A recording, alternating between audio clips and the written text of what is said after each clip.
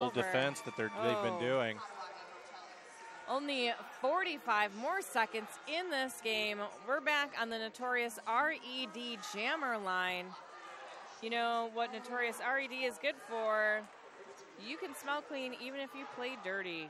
Get it here or online at notoriousred.com. So a 4-on-3 pack advantage as Brickyard starts and one here. Jammer, oh gosh. On a Sockatumi power jam. Sockatumi. She's getting it socked to her, but oh, and we've got Fanny Tanner hot out of the Potawatomi Hotel and Casino penalty box. Oh no, arch rival. That's going to do it. I feel like this is the nail in Minnesota's coffin here. Period clock has expired. Brickyard's going to call this off, and with that, that's going to be the win. Our unofficially 169-133 arch rival. That will likely be official as there was no points scored on that jam. So a huge, huge win here for arch rival. Great number 14, knocking off number 7. Arch rival going to go home 3-0 this weekend. And great weekend for arch rival. And I'll tell you what. Under the arch.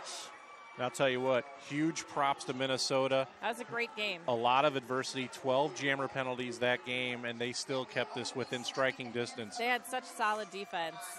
So that this could be very interesting, as this is a matchup we could potentially see in one of the tournaments. I agree. Both of these teams really strong in the Midwest. I know it's not by regions anymore, but they're going to see each other again. It's easier to play your region, and that was a great game to watch. I hope you guys had a great time watching it at home or at the bar or wherever you may be watching this. Give some love to all of our sponsors. Make sure you mark your calendars for Brouhaha next year. Hug a ref when you get a chance. All of these great things. They have done amazing work. So, for No Big Deal, I am Star Spangled Hammer, and we are out of here. Goodbye.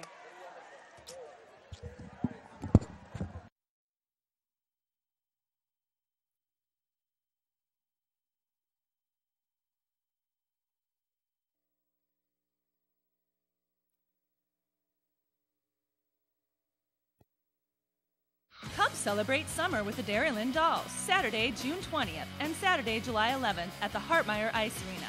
Doors at 5, action at 6. But wait, there's more. The Dairyland Dolls will be shaking things up with a special outdoor exhibition bout on Saturday, June 27th during the Festival Food Shake the Lake celebration at the Monona Terrace. Event opens at 5, Derby at 6. Come for Derby, stay for fireworks. Find the Derby in you. MadRollandDolls.com.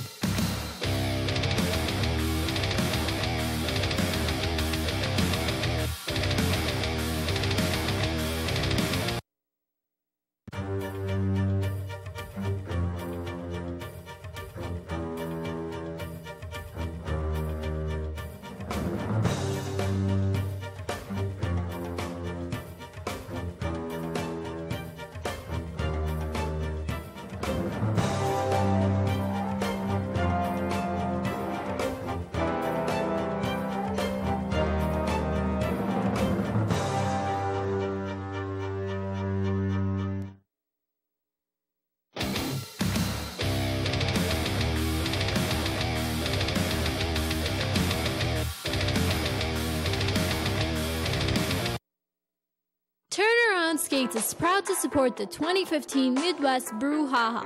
We are a Derby-owned roller skate shop in Buffalo, New York. Our focus is providing our customers with innovative and quality skates, parts, and protective gear from all the top manufacturers. Our customers represent a variety of skating styles and backgrounds. Our boutique shopping experience focuses on finding the right skates and gear for you. We also add a bit of style with our fun accessories and clothing. Visit us in Buffalo or online at turnaroundskates.com.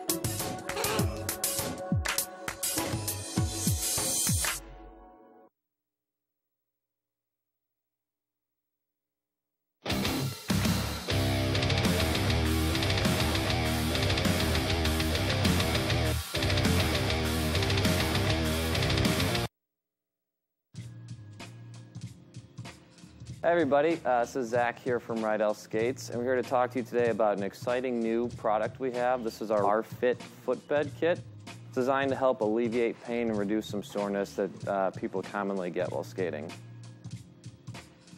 First, let's talk about the R-Fit footbed itself. It's a high-density foam with a soft top cover on it.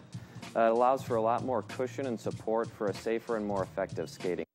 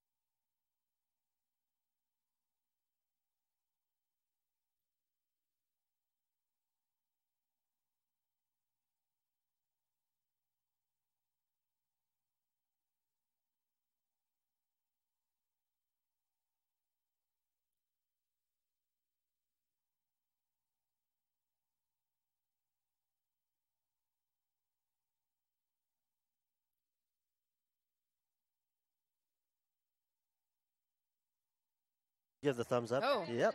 There we are. We are on. Welcome once again to Derby Laces Track 2 of the Brouhaha 2015 tournament here in beautiful Milwaukee, Wisconsin. We've got a great matchup with the Brewcity Bruisers Battle Stars. That is their B team against the Mad Roland Dolls, Dairyland Dolls, a B team. So the Brewcity Battle Stars playing, this is their third bout in this tournament. For the first two, they lost 76-325 to Detroit. Yikes. And then in a second, they lost to 141-150 Fort Wayne. Super close better, game. Yeah. As for the Dairyland Dolls B team, also bested by Detroit 140-177, but defeated Fort Wayne 256-298. So they're riding high on a big victory there for sure. Really big one, yeah. So let's go down these rosters real quick. Sure. Skating for, I'll do the Dairyland Dolls. Sounds great. 12-13, Knocking J 141, Hammer Abbey 222, Hoppy Go Lucky 2-7, Blitz Siren 3-1, Lady Hoo Ha 3-5-0, Susie Homewrecker 4-5, Nefarious 4-8, Micro Mauler 6, Wipeout Scout B1T, Fandangle the B52, Sequin Destroyer L5, Brokeback Jack T3, NA Magnitude, and NOV5, Scarlet Osnaria. For the Brewcity Bruisers Battle Stars, we have 111 Violet Femme, 1126 Melancholy, who's on the jam line right now. We have 131 Mary Mother of Quad, 1804 Smackajawea, 187 Ida Destroyer, 206 Abracadabra, 222 For Danger, 331 Chivalry, 54 Irish Vixen, 614 Karma Sutra, 747 Busty Guns, 85 Scully Wheeler, 90 Maven, and 934 Carmen Ejectia. I'm NBD here with Kate Silver. And we are underway with Jam 1. Looks like Melancholy getting out first. Scores 1 point for the Battle Stars. Shuts out Blitz Siren on that last jam. So the Battle Stars drawing first blood 1-2-0. We're taking it back to the notorious RED jammer line. Looks like Scully Wheeler for the Battle Stars. Going against Wipeout Scout. Ooh, she was actually a Brewcity Bruiser for a short time. No kidding. Yeah. Wipeout And Scout. then she moved to Madison. There's a lot of exchange between the two leagues. Yeah, yeah, lots of a direct pipeline. Scully getting recycled to the back. It's like Wipeout and again, Scout. Wipeout Scout is your lead jammer. And a track cut penalty. Oh, track cut for Scully. Not assessed. what BCB wanted. So this will be a Sakatumi Power Jam for the Dairyland Dolls. Dairyland Dolls wearing the white with gingham accents. Battle Stars wearing black with purple. Basically untouched on that one from Wipeout Scout. Brewcity really going to need to lock down their defense a little bit to minimize the damage for this Sakatumi's Power Jam. Finding her way on the inside, gets another Rydell Skates grand slam for the Dairyland Dolls. 15 big points on the board for Madison. Wipeout Scout pushing at the front. Ooh, and she will be recycled all the way back. Scully Wheeler coming in from the Potawatomi Hotel and Casino penalty box. She's working her way now against a full contingent of Madison blockers on the track now. Knocking J. Susie home record, Sequin Destroyer, and Brokeback Jack. Looking for a little bit of help from her friends. Scully Wheeler trying to get through. Seeing if she can follow some of her blockers through, is unable to, and is just really contending with a solid wall of Mad Rolling Dolls. Both these jammers trying to find out. Wipeout Scout getting knocked up. Looks like that's number 331. Chivalry knocking her out and recycling her from the inside. Scully Wheeler still struggling. Wipeout Scout finally through, throwing up another big 5 Rydell Skate. Grand slam points. And the jam is called. That's a 20-point jam for Wipeout Scout and Madison, putting them a big lead, 19-point lead in the second jam of the period. Let's see, we've got Karma Sutra, and we have Hammer Abby. Hammer Abby also part of the announcer pool at this tournament, so I did see her over here. Yeah, she's great to see her on the line skating right now. Hammer Abby working through the center. Looks like Karma Suture getting knocked to the inside by Happy Go Lucky, but Happy Go Lucky heading to the box for her troubles. Hammer Abby gaining lead jammer for the Dairyland Dolls. Karma Suture hot on her heels, hoping she can get to the pack soon, too, and get some points. Does not happen. Dairyland Dolls are able to pick up one more point on that jam. Melancholy back on the line. She is the owner of that 1 point out there. She's on the notorious RED jammer line. Her socks making me hungry for bacon. She's going against Nefarious for the Dairyland Dolls. 3 blockers left on the track for Madison. Oh, Mel and Collie just slip sliding on the outside there. Just really able to shoot up out on the outside there. Neff gets knocked out. She missed the agony of that defense for that first pass. Can she do it again? One to beat. One to beat. Sequin Destroyer going face to face, gets the out of play call. And she gets through for 5-point Rydell Skate Grand Slam. Nefarious getting the business in the front from this Battle Stars blocking contingent of Smackajawea, I Destroyer, Irish Vixen, and Carmen Ejectia. Looking for it. And she finally gets through on the outside. And Mel gets through and gets 4 points. She collects her points and says, let's end this. Closing the gap a little bit, Battlestars 10-21 for the Mad Rolling Dolls. Now on the line for the Battlestars, number 2224, Danger, going against Blitz Siren for the Dairyland Dolls. A lot of first-year skaters for the Battlestars. I don't know how the Dairyland Dolls are doing this year. Dairyland Dolls are these are mostly skaters that have been around for at least 2 years for both the B and A teams. So a little more experience. There was a really big rookie class that Madison drafted this year. Sure. I know Battle Stars have we have a lot of veterans that fluctuate between All Stars and Battle Stars. Not a ton of them. Today, a lot of first-year skaters, a lot of second-year skaters. Yeah, great to get that experience. Blitz Siren now, who is a second-year skater, coming through for a Rydell Skates Grand Slam and gets 2 more for trouble, so that'll bring Madison's lead up to 28 to Brewcity's 10. Karma Suture taking the jam line, the notorious RED jam line again for the Battle Stars. And we have believe that's Wipeout Scout. Yeah, Wipeout Scout. Wipeout Scout put that big 20 points up there. 3 blockers on the track for both teams. Wipeout Scout working at the back, trying to find some room on the outside. Gets a little push from a Battlestar blocker. Takes lead jam for Madison.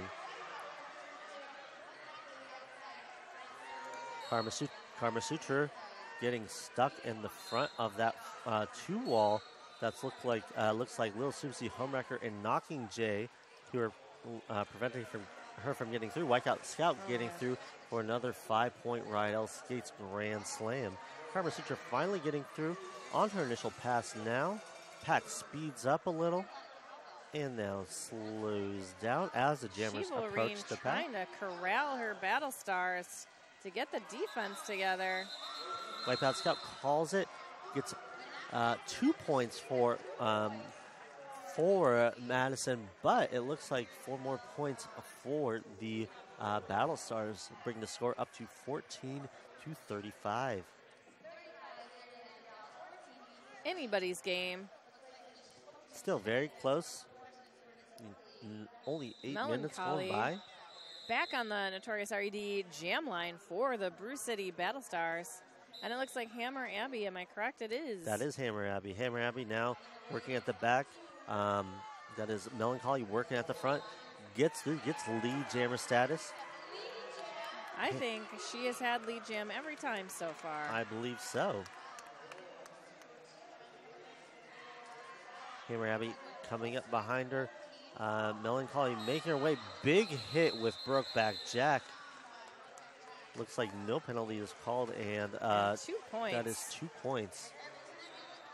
Picking up 2 and calling it off for the Battle Stars. Just doing it quick, making sure, just picking away at the lead here. Scully trying it again, and Nefarious taking the speedy start, looking for a little bit of speed, backing it up.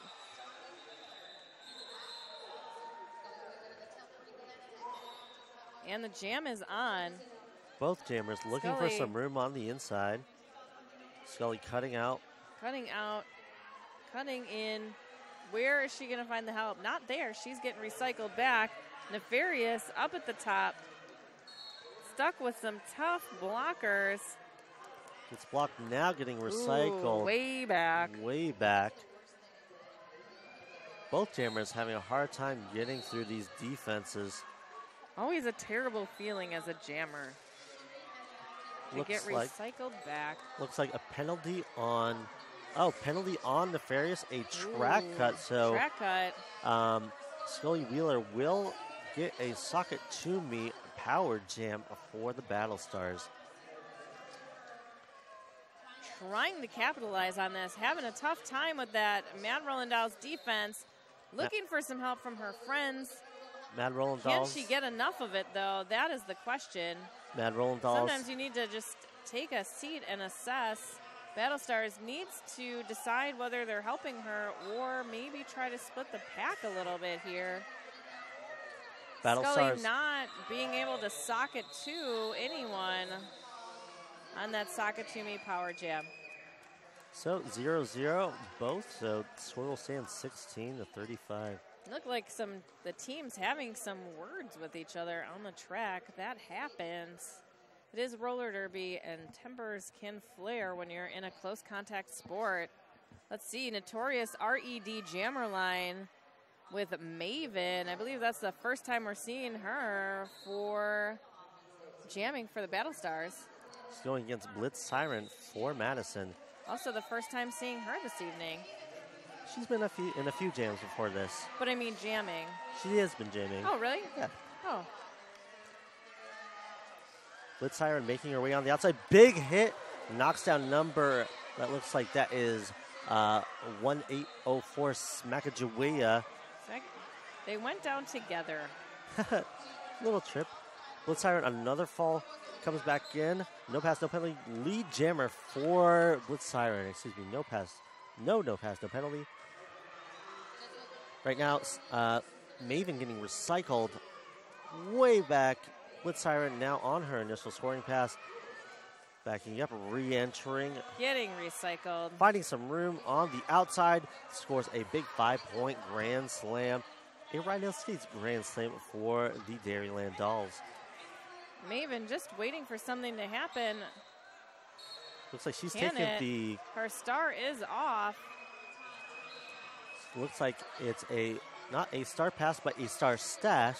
And she puts it back on as she cruises around, hoping to get some points. Blitz Siren coming through, calling it off after passing a few more blockers on the Battle Stars to get 3 more points for the Dairyland Dolls. Battle Stars needing to pull together a little bit. I think their defense needs to hold tight. Seems like they're drifting apart a little bit. They also were in that pack, or at least having some penalty trouble, getting some blockers sent to the box. So having more blockers on the track, naturally going to lend itself to a better situation for your jammer. You know, when you're not on the track. Nope. Jamming now for the Dairyland Dolls, we have Wipeout Scout. And Melancholy here for BCB. Wipeout Scout getting out first, getting lead jammer. It looks like number 54 getting assessed. Oh, Irish Vixen and Melancholy going to the penalty box. Looks like not what the Brewcity Battle Stars need right now. Melancholy getting called on a forum call. She'll be spending some time in the Potawatomi Hotel and Casino penalty box. Wipeout Scout making her way now for her first scoring pass. Just tries to skirt Battle through. Stars. Gets knocked to the Wipeout inside. Scout thought they were sleeping, got a hip. Wipeout Scout getting a little bit of help from a Sequin. The story gets a 5-point. Rydell Skates grand slam. Rydell Skates bringing you grand slams. Little help from Sequin Destroyer. Another Rydell Skates grand slam for Madison. Looks like we've got a blocker. Oh, Wipeout Scout getting by on 1 foot. Getting another grand slam for Madison. Out of play. And Melancholy is finally through. I believe that's only her initial pass, though. You would be right, NBD. And Scout calling it off. Does not get any points on that last pass, but that does bring up the lead for Madison to 62-16. Another big jam for Wipeout Scout. She is now the point leader for Madison, as she has been. 46 points total. In the last 5 jams, or like 6 jams now, BCB has only scored 6 points, so they need to start putting some more points on the board. They really do. Back on the line, we have for Battlestars Danger going against Hammer Abbey. Hammer Abbey pushing on the outside. Big hit from, that looks like number 206. That is Chivalrine. Abracadaver. Chivalrine going to the penalty box along with Scully Wheeler. Penalty problems for BCB. Looks like that was a high block call. The name of the game right now. Danger now trying to get out, trying to find some room in the front. Oh, BCB lead jammer. Brewcity fans, send some love to your Battle Stars. They need it right now so that they can get some points on the board. Gosh, I believe there's only 1 blocker out. Danger working against this 3-wall of Madison. Calls it off. Getting, that looks like, I believe, 3 points for the Battle Stars. So finally getting a couple of points on the board. Yeah, just breaking that drought they've had in the last few jams. Back in the line, we have Karma Sutra on the line for the Battle Stars going against Blitz Siren for the Dairyland Dolls. Blitz Siren 27, that is my old number. Bruhaha, if you want to tweet at us, check out the hashtag Bruhaha2015 because that is what year it is. Blitz Siren up top, 2 to contend with, and they're out of play. She is your lead jammer. Karma Sutra still trying to find some room. Oh, can she do it? She's got one. One. Brokeback Jack knocking her down. Blockers reforming in front of her. Trying to knock her out, but she gets out of the pack. She gets through, but not before. Blitz Siren creates a natural Rydell skate grand slam. Now it is a foot race here. Who is going to hit the pack first and who is going to score some points? Blitz Siren trying to twist her Looks like a hips 0-0 around. jam. A 0-0. That's as good as points right now for the Mad Rollin' Dolls. If they can just hang on to their lead, Battle Stars need to claw themselves out of this hole a little bit, which is not out of the question. Completely anyone's game. Melancholy on the line for the Battle Stars going against Wipeout Scout for the Dairyland Dolls. They're on that notorious RED jammer line, but not for long because they are scrambling up to get some points. Brewcity with the pack in the back. Melancholy getting knocked out, getting recycled to the back. Wipeout Scout getting lead jam for the Dairyland Dolls. Brewcity losing a blocker. Melancholy is through, not your lead jammer. Wipeout Scout comes in, little hop on the inside for the Dairyland Dolls. She's going to call it off before Melancholy can hit the pack. 4 more points for the ladies in gingham and white. Maybe you're at home and your team has not been to Bruhaha before. Put it on your calendars. The dates have been finalized. Bruhaha will be held next year, June 3rd through the 5th. On the line now, Scully Wheeler for the Battle Stars going against Hammer Abbey for the Dairyland Dolls. Got some 4-on-3 pack action. Brewcity really having some trouble with penalties. I feel like I haven't seen them with a full pack in a little while. I don't think so either. Hammer Abbey pushing at the front, 1 to beat. Big hit. Out. Big hit there from that looks like number that will be a 3-3-1. cut for Hammer Abbey. And that I saw it from over here. It's hard when you're a jammer. You think that you've gone around that person, but they sneak right back. Hard to judge that line. You have to pay attention to a lot of stuff when you're jamming. Sequin Destroyer. Scully Wheeler getting a little bit of a help from her friends. Looks like Sequin Destroyer goes to the box for a clockwise block. Micro Mauler the last to beat. And it looks like Scully Wheeler getting lead jammer.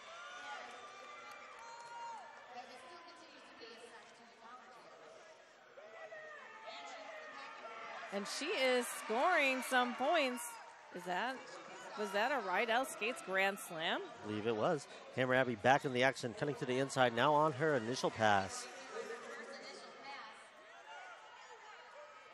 Scully says, can I get a couple more points before I call this? I don't know. It looks like 0. Yeah, that is 0. It is indeed 0.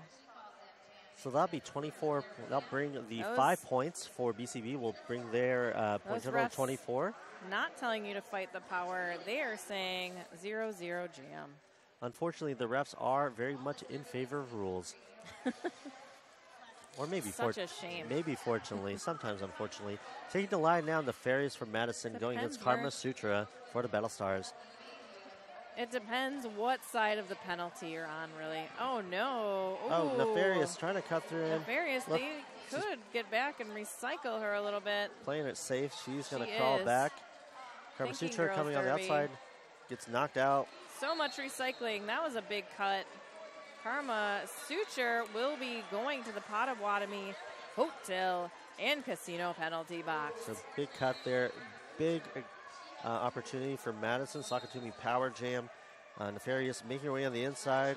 Kind of waves by. Keeps on going around. A 5-point Rydell Skates grand slam for the Dairyland Dolls. Big points to extend that Madison lead. Oh, can Brewcity hold her? They cannot.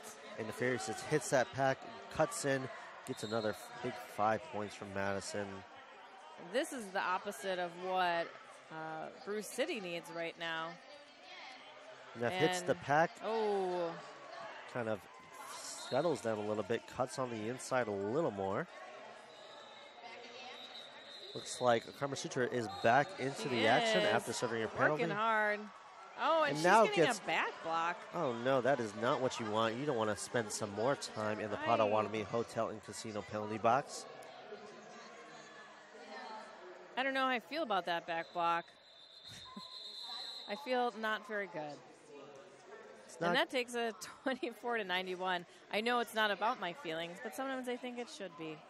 Oh, only 8 more minutes left in this half. I feel like it's flying by. It's flying by. Not a lot of jams in this half so far, it feels like. 15 jams. Melancholy back on the line with Blitz Siren. Melancholy, the lead point scorer for Battlestars, but only with 12 points. Where Wipeout Scout is your lead point scorer for the Mad Roland Dolls right now, and she's holding with 51. Melancholy getting recycled back behind Sequin Destroyer. And it looks like lead jam goes to Sequin Destroyer. Melancholy trying to take the inside. Sequin Destroyer tries to chase, but she does get out for an initial pass. Blitz Siren. Blitz Siren hitting hard, calls it off after passing a few Battlestars. Gets 3 points for Madison. So 94, 220, or 95, excuse me. 224, a solid 71-point lead for Madison. They are back on that Notorious RED jammer line. You know, the thing about Notorious RED, you can smell clean even if you play dirty, and you can get it here, or you can get it online at notoriousred.com. Taking the line now, we have Danger going against Wipeout Scout. Wipeout Scout again, the lead point scorer from Madison, and after scoring some huge power jams, but she does not get lead jam. Lead jammer goes to Danger. Apparently, Brewcity decided to have a bowl of Wheaties there for a second and really pulling out the stops. And Danger pulling out the points, and she calls it off. 4 more points for Brewcity. Looks like on that Jam A magnitude going to the box. Did not catch for what, but she is going there, spending some time there. 28 points for the Battlestars to Madison's 95. Nefarious on the line now going against Maven for the Battlestars. 4-on-3 pack. Points are what the Battlestars need right now. Shutting it down Madison and getting points. I guess that's always the name of the game, but if they want to stop the bleeding a little bit, cut that lead, get serious, they're going to need to stay together with their defense. They haven't been in dramatic penalty trouble or anything. They've had their jammer in for most of the jam. So really just needing to get out there and get lead more. I believe Madison has gotten lead 6 times. No, Battlestars have gotten lead 6 times, which out of 18 jams. Nefarious now getting lead, but it looks like Maven closely behind her. The pack now speeding up, getting a bit spread out. Both teams needing to lock down their defense for this. Nefarious takes a little hop, passes a few, looks like a 1 Battlestar blocker, gets 1 point on the jam. So 1 point, nothing Both bad. teams full strength. Melancholy on the line for the Battlestars, and it looks like Blitz Siren will be, oh, there she is. She's off screen. She's getting that little extra space that she needs to get through this pack. Let's see if it works out for her on that Notorious RED jammer line. With Siren looking to work, gets stuck in the back. Looks like Melancholy pushing at the front. Oh, big hit, hitting Fandangle down. And she gets out for lead jams. Jammer for Melancholy. Blitz Siren making her way through, trying to get a little help from her friends. Gets through now on her initial pass, about half a track behind Melancholy. Melancholy hitting the pack, working her way through. Calls it off blitz siren before coming at the any back. points for Madison. Brewcity looked like they lost 2 blockers in that jam, and they will start this jam. 2 short as well. Full strength for Madison. Coach Machete talking a little bit of strategy here to Scully Wheeler, who will be jamming for Brewcity. Wipeout Scout on the line, that notorious RED jammer line again. Looks like scoring for Madison has slowed down a bit. They've only been able to get 4 points in the last 4 jams, but Wipeout Scout wants to change that. Gets out with lead jam for the Dairyland Dolls. Scully Only Wheeler. 2 blockers to beat. Oh, caught the Battlestar sleeping on that one. Scully Wheeler having a tough time with that 4-wall. Brewcity not being able to put the hurt on that jammer, really needing to work on staying together with their defense. That's another 5-point Rydell Skates Grand Slam for Madison. 10 points so far on the jam for Wipeout Scout. Wipeout Scout skirting to the inside, trying to find some room. Trying to open it up. Encountering this. Finally out. Encountering strong defense from Smackajawea, Abracadaver, Danger, and Irish Vixen. Calls it off. 5 more points for the Dairyland Dolls, bringing their lead up to 111, breaking the century mark. Battlestar's 30. Looks like we've got 1 or 2 maybe before the halftime. 3-on-3 pack action. We've got Karma Suture for the Battlestars. It's going against Hammer Abbey. Hammer Abbey getting knocked out and recycled to the back. Karma Suture pushing against this 3-wall, but Hammer Abbey finds a opening on the inside line, gets a lead jam for the Dairyland Dolls. Looks like the Battlestars got distracted for a second and totally took their eye off the jammer. Karma Suture now being forced to the outside. This defensive lady hoo-ha, fandangled and sequin destroyer, not letting her out. Hammer pushing out, gets a quick 5-point grand slam for the Dairyland Dolls. Karma Suture trying to find some room, not getting it any. She is not getting it. Brewcity just not able to stop that jammer. Karma Suture not being able to get through. This is a case of Brewcity needing to decide what they want to do as a pack.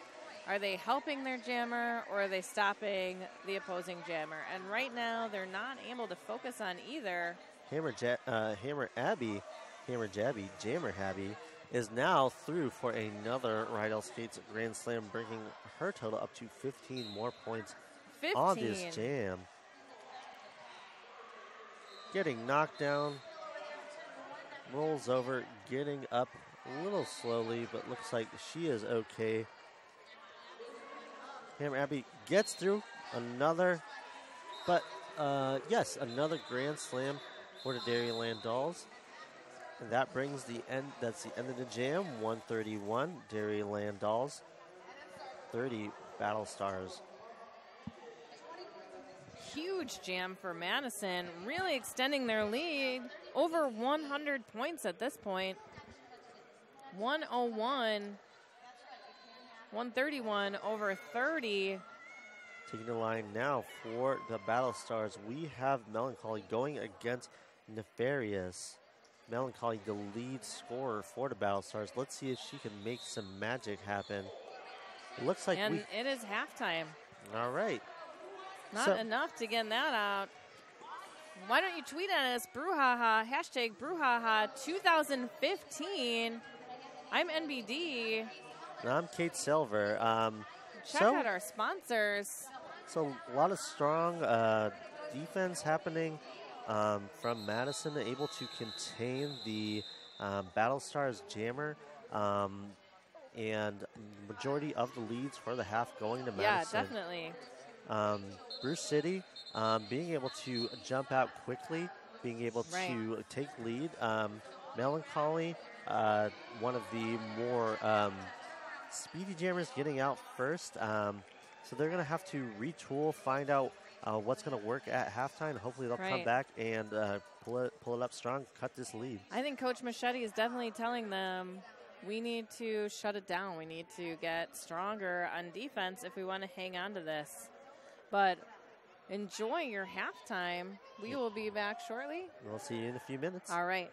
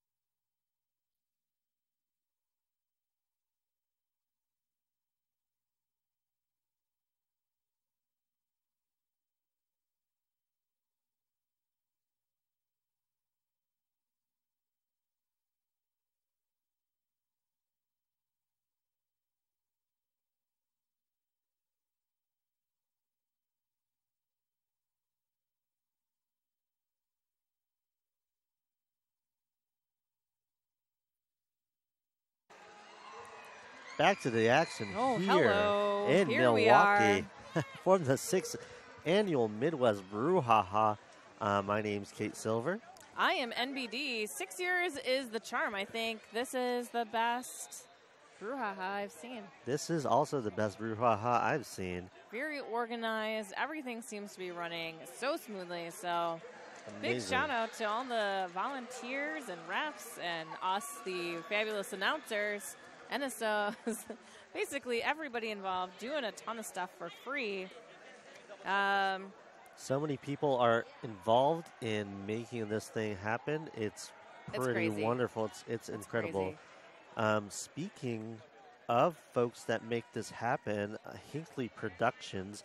Hinckley has been a friend to Derby since 2008, providing live video production services and bringing you this live broadcast of Brouhaha. Support free streaming Derby with your DVD purchase at hinckleyproductions.com/brouhaha. Such a valuable resource to have those videos of games that you've just maybe enjoyed, or you're going to play these teams. You got to just watch it and rewatch it until you know those plays.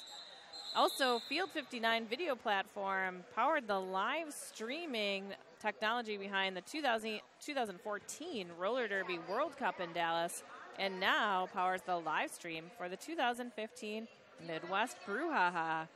Power jam your Derby bouts with Field 59's video solutions. If you're looking to put some of your Derby games up, use Field 59. We're here, track 2, Derby Laces. Track 2. And we are back to the action here. Score here, Brewcity Battle Stars, the B team, B travel team at 30. And the Mad Rollin' Dolls, Dairyland Dolls B team at 131. Another half of play. Yes. Really excited to get this underway. Looks like Nefarious kind of dancing on the line. So we got Nefarious going for Madison and going against Melancholy for the BCB Battle Stars. Are they on the notorious RED jammer line? I believe they are All NBD. Right. Making sure they start close and clean. Nefarious working her way through the middle. Also Melancholy working way on the inside. Nefarious, one to beat in the front. Gets through. Lead jammer for the Dairyland Dolls. Melancholy trying to find a way through. 2 to beat. Micro Muller and Brookback Jack on the front. And she gets out. Finally through. Neff gets through. Gets through quickly. And looks like Melancholy also getting through for a few 2 points going to the Battle Stars. And looks like a 3 for the Dairyland Dolls. So almost even. Dairyland Dolls getting a 1 solitary point more. Really, the name of the game here is that Madison is just a little bit outplaying them. Their defense seems to be stronger right now, and their jammers just hopping a little bit quicker. Brewcity really having a hard time locking down their defense, and their jammers are getting stuck with that Madison defense. Just really able to cut on the inside and make those quick cuts. Madison defense not allowing them much progress. Now with the star for Madison, that is Blitz Siren. Going up against that is number 2224 Danger. Number 206 Abracadabra. Looks like she goes out on what I believe was a back block penalty. Blitz Siren doing a little spin move in the front, getting the lead for the Dairyland Dolls. Abracadabra gets knocked back and she gets recycled. Looks like Lady Hoo-Ha is called on a penalty. With Siren coming through. Wolverine trying to be the one to beat up there. With Siren just pushing, going chest to chest with her. Looks like eating the baby a little bit is what you call when you manage to pull someone back into the pack a little bit. But she is out. With Siren gets through for a Rydell Skates Grand Slam for the Dairyland Dolls. All this gingham for the Dairyland Dolls makes me want to go on a picnic. I think everything, at least one article clothing on each team is making you want to eat something. Right? Maybe I'm just hungry. Can somebody bring me some snacks? I don't blame you. It's been a long day. 5 more points for Blitz Siren. I believe, looks like Danger went to the box earlier. He did. No, I wasn't sure on the call. But we can get some information. Our producer, Old Woody Ty, looking for that. Big hit on Danger in the back. She is trying to tiptoe through that pack, not finding a way through. Blitz Siren getting through for another grand slam. Through grand slam. Not a grand slam, actually. 4 I'm sorry. points. 4 points. I said it first. It's totally fine. Looks like Danger went to the Potawatomi penalty box on that jam for a misconduct call. Misconduct. I don't believe it. She seems so nice. That's not a matter whether you're nice or not, whether you get a misconduct. You just could hit somebody while they're already down. Doesn't take much, unfortunately. On the line now for the Dairyland Dolls Wipeout Scout going against Karma Suture for the Battle Stars. Karma Suture being able to push out the front. Wipeout Scout finding a lane in the middle. Gets lead jam. It's easy to do. It seems like lots of blockers rotating in and out of the penalty box. Karma Suture able to get some room outside. Big last hit from Brokeback Jex, so she gets through on her initial Finally pass. through. Looks like Wipeout Scout re-entering. Cleanly. Going through. Trying to take the outside. Gets knocked out. Little slip. Re-enters. Comes out the front. Gets 4 points on the pass. Karma Suture, though, still in the pack. She is trying to make some progress there. Brokeback Jack, Micro Mauler, and Hoppy Go Lucky giving her the business. Oh, leaving that inside wide open, Brewcity. Wipeout Scout skirting in on the inside, getting 5 more points and another 5. She's just blazing around that track. She really is. Just racking up the points. Sleeping through this. 15 points so far. Oh, only one blocker on the track. Well, no, Wipeout Scout right through. Looks like we got 2 blockers for Brewcity. Madison just But that was a natural right out skate grand slam. It looks like for now Wipeout Scout. Brewcity able to score 4 points. And Wipeout Scout still continuing, still working at it. Last blocker from Brewcity called off the track. And Wipeout Scout gets another 5-point grand slam. She calls it. Looks like Brewcity is able to eke out 1 point at the end. So 1 point. Huge jam for Madison. They're able to Madison put 24 more points on the board. Really just being able to shut Brewcity down, basically. 1 blocker for Brewcity. It is the loneliest number. Oh, and an official timeout being called. Hey, NBD, do you want to tell us about our penalty box sponsor, Potawatomi Hotel and Casino? What? I would love to, because you can play, stay, and get lucky at Milwaukee's #1 entertainment destination. I know that they just built a brand new hotel, and now you can play table games, you can eat there. They actually have a really great restaurant. There's shows. I know that Huey Lewis has played there. What? Shut the front door. I know, right? And it's all there, only in Potawatomi. You can play all day and you can stay all night at Milwaukee's #1 entertainment destination. And it's a luxury hotel. It's a luxury. It's not just your average all-right hotel. It's a luxury. Yes. It is rated on those things where things get rated. Right, exactly. Yeah. Also, a sponsor, Sakatumi. Sakatumi sells fun, funky socks. Socks with tacos, cupcakes, ninjas, mustaches, unicorns, and other things magical. With over 200 different sock designs, there's something for every personality, from punk, rock, to peacock, and everything in between. There's a lot in between. I actually bought some cat socks from them earlier. I love cat socks. I bought them from yet another awesome sponsor, Turnaround Skates.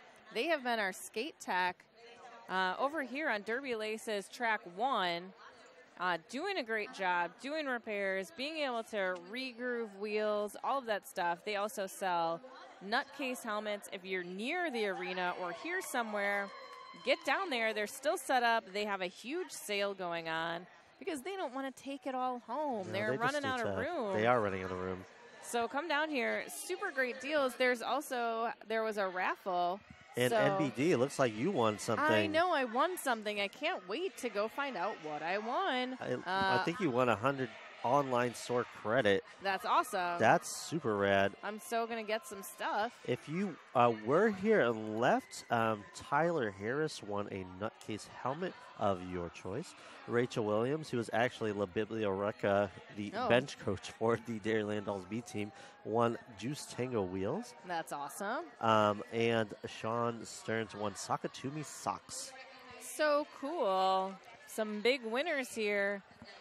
Not just the people playing Derby, but maybe you at home or you near the arena want to get back down here and claim your prize. I know I do. I'm sure there's lots of stuff you can get. Those nutcase helmets look pretty awesome. sweet, and they're doing a sale on Sisu mouth guards. Now back to the actions on Derby Laces track. Hammer Abby taking the line from Madison, gets out first. Going against Melancholy for the Battle Stars. Finds a little room on the outside. One to beat, and she does it. Hammer Abby coming back around. Looks like Madison trying to reset in the front. Hammer Abby comes through, kind of does a little dip and dodge of two Battlestar Jammers and gets 4 points for Madison. Derby Laces, track 2 here, is named after the fabulous Derby Laces. You can say goodbye to untied skate laces because Derby Laces stay tied tight where you want them, and you can get yours at derbylaces.com. You can even try the new Spark Metallic skate laces. They are super strong and super shiny, and if that's what you're into, I mean, shiny laces, how can you go wrong? And you can get them in 25 different colors. They will tie you up, but not tie you down. And you can go to derbylaces.com to check all of those out. It looks like the official timeout that took place earlier is because Chivalrine fouled out, so she got her 7th penalty, so she'll be heading back to the penalty box. Right now, there's a timeout. She will indeed. There's a timeout taken by the Battle Stars. It looks like, I don't know if I'm seeing this right, there are no skiers on the track for Battle Stars. They may just be congregating in the box. Still a timeout. So Dairyland Dolls are taking this opportunity to hug, get it together. And we can maybe throw out some more shout-outs to a sponsor like Bruce Skate Nooses. Bruce Skate Nooses are sweet. They have been giving out some awesome prizes. They are MVP prizes this evening. Bruce Skate Noose, the original over-the-shoulder roller skate holder. They'll hold your skates together, keep them aired out, and you can find them in basically any pattern to fit your team, your league, or your personality. And they can do some customization. Whoa. Now on the line, the Notorious RAD, a jammer line for Madison Nefarious. Going against, that looks like a danger for the Battle Stars. Big push to the inside. Nefarious had to start over. Nefarious looks like she's having a good start. Working her way through a fast pack, trying to find some space. Some holes pushing against the back. That looks like that is number 9 Danger. Looking for some help here. Let me through team is what she's saying, but not before Sequin Destroyer bounced her out a little bit. Oh gosh, she keeps having to go back. Number that 937 worst feeling. knocking Neff out. It looks like there was a no pass, no penalty on there, so Nefarious did not get lead jammer status, and now it does look like Danger has achieved that status. So this is the first lead jammer status of the second half for the Battle Stars. Looks like she's using it to get some points. She's yelling at her team, saying, "Move up, will ya? I want to get some points." She calls it, and no points scored. Looks like the Battle Stars cannot capitalize on that lead jammer, but that is another 13 points for Madison. Only 1 point on that one for Madison on that last pass. Right now on the line, we have Blitz Siren skating for the Dairyland Dolls, going against Karma Suture for the Battle Stars. A little hit on the line by Karma Suture. Blitz Siren working her way on the inside, trying to find some room, getting some business from Abracadaver, trying to find some pile room. up. Pack all mixed up right now. Clockwise block gets assessed against, looks like that is number 54 for the Battle Stars, Irish Vixen. Oh, it looks like she is heading to that Potawatomi Hotel and Casino penalty box. Does not look happy about it. Blitz Siren getting through now, taking lead jammer for Madison. Big hit. Big backwards hit. There to 1804. And that looks like Blitz Siren getting called out now for a forearm penalty. For a back block penalty. For a forearm and a back block penalty. Oh my gosh, double. She'll be spending up to a minute in the Potawatomi Hotel and Casino penalty box. So this is a big opportunity for Brewcity with the Sakatumi Power Jam, but can they do anything with it? That's going to be the question. And they do. We get a first 5-point Raggidy Skates Grand Slam for the Battle Stars. So exactly what they're needing right now. Using some momentum, but Siren trying to sneak through on the outside. Finding that Brewcity pack again. Oh, she just drops her shoulder. Just a big hit to Irish Vixen to get by. Get another 4 points for Madison. Karma Suture working in the front, trying to find some room. Lady Hoo-Ha and Fandangled. Ooh, putting on a big hit. It looks like Lady Hoo-Ha able to knock her out, but she goes out of place. So Karma Suture comes in front of her. And the jam comes to its conclusion. 5 more points for Madison. Lots of big hits on that one. And 3 more points for the Battle Stars. So total now looks like 45 for the Battle Stars, going to 204 for Madison.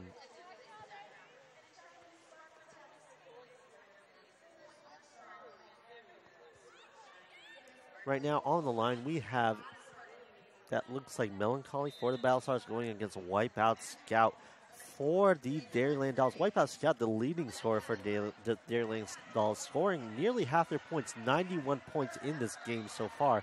And she gets lead jammer again. Looks like Melancholy getting stuck in the back. She is strong player. Trying to push through the front wall of the Dairyland Dolls. Wipeout Scout pushing now against a 3-wall of Battle Stars blockers. That blocking contingent made up of Mary, Mother of Quads, Scully Wheeler, Maven, and Carmen Ejectia. And she gets through, gets a Raggidy Skates Grand Slam for the Dairyland Dolls. And Melancholy is out of the pack for initial pass.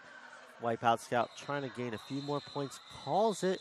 Gets 3 more points for the Dairyland Dolls, bringing their total for this to, that looks like 212, which is also the name of a song that is very popular. If you're a drinking fan, I think that it's time to drink. Because we have, if we were sponsored by Radar, we could say something about a palindrome. Right now on the line, the notorious RD jammer line, we have Hammer Abby scoring from Madison and Danger. This is all in capital letters for those of you at home. Danger jamming for the Battle Stars. She's in a little bit of danger back there from that Kumbaya campfire circle of Mad Rolling Dolls right there. Hammer Cannot Abby. get it, and she gets recycled. Hammer Abby getting out, getting a little knocked inside. She gets by on about 1.5 feet. Cuts to the inside, try to find some space, but Danger gets by for her initial pass.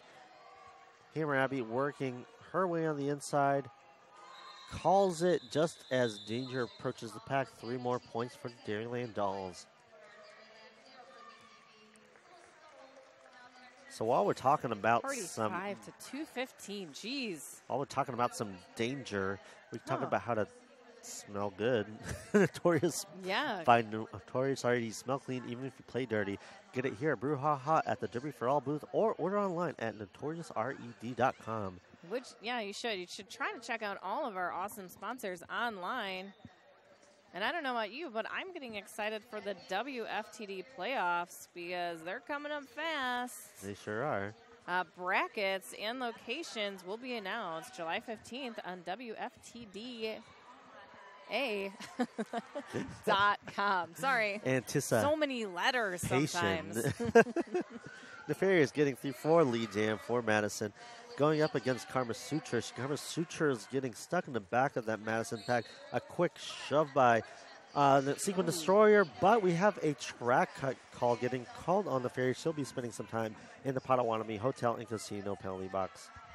Giving Karma Suture a little bit of a sock it to me power jam. If she can make something happen, Sequin Destroyer trying to psych her out.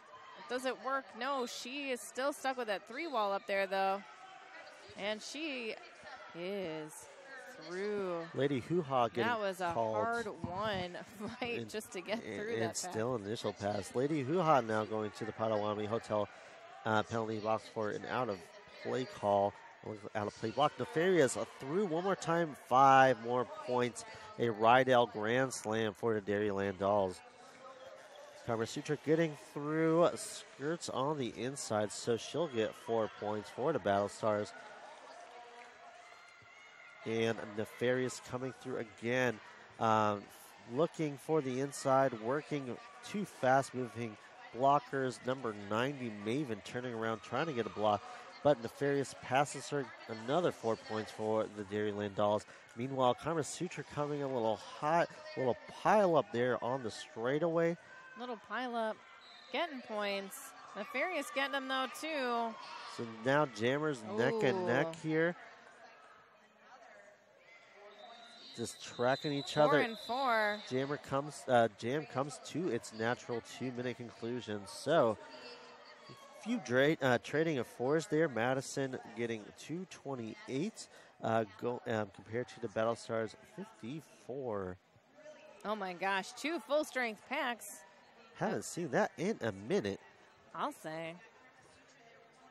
I bet these girls are going to be sore after this weekend, and if they're around here, they might want to check out ATI Physical Therapy, because if you can choose the ATI experience, visit ATIPT.com or stop into one of their over 19 Milwaukee area clinics for a complimentary injury screening.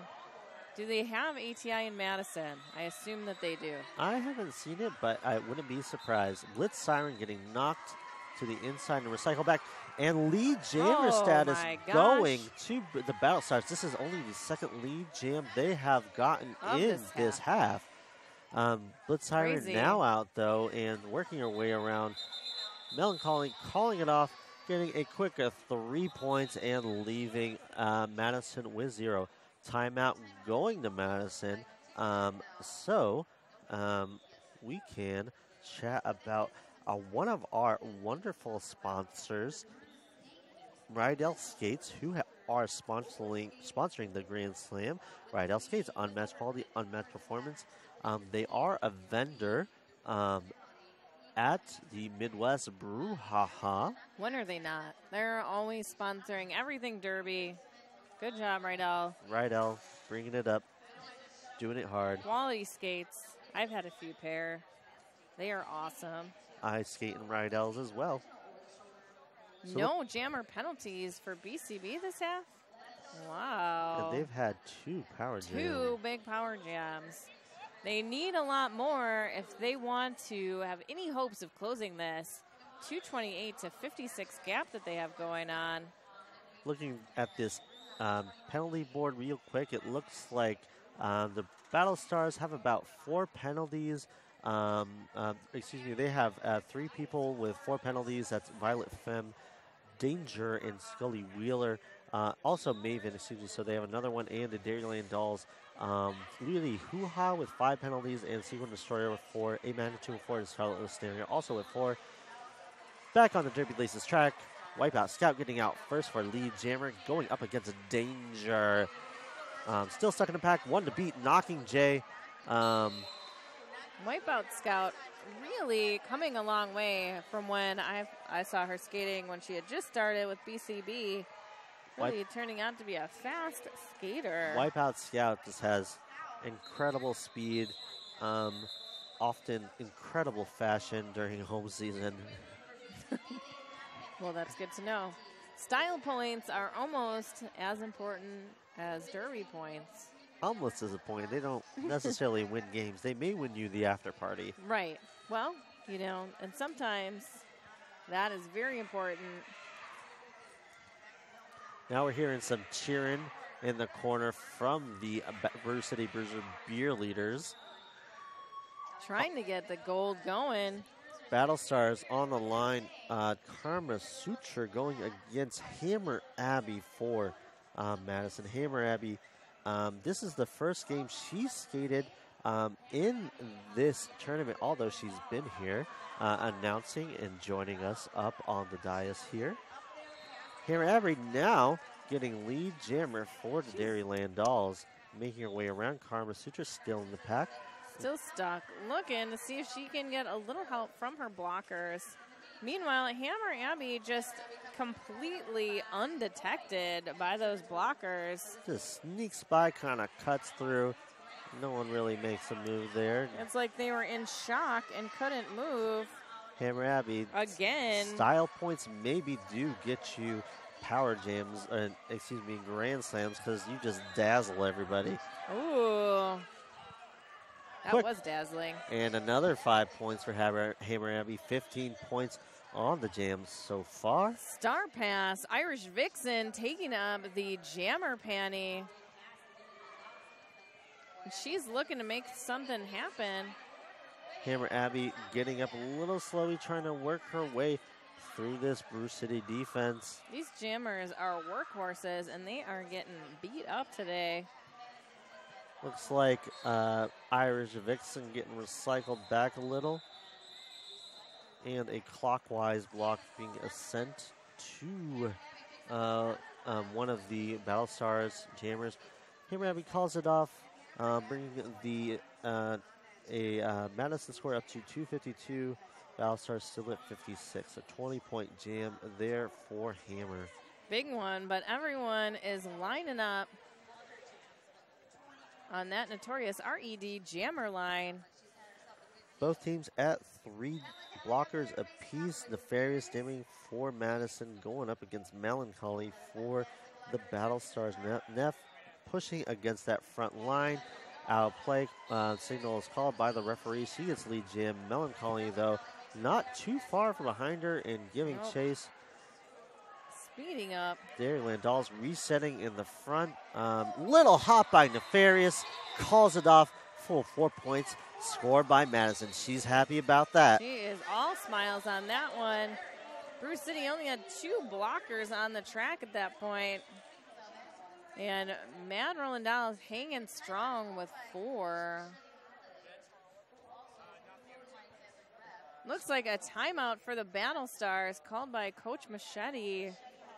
I think at this point he's saying, let's stop the bleeding. They're beating us by exactly 200 points.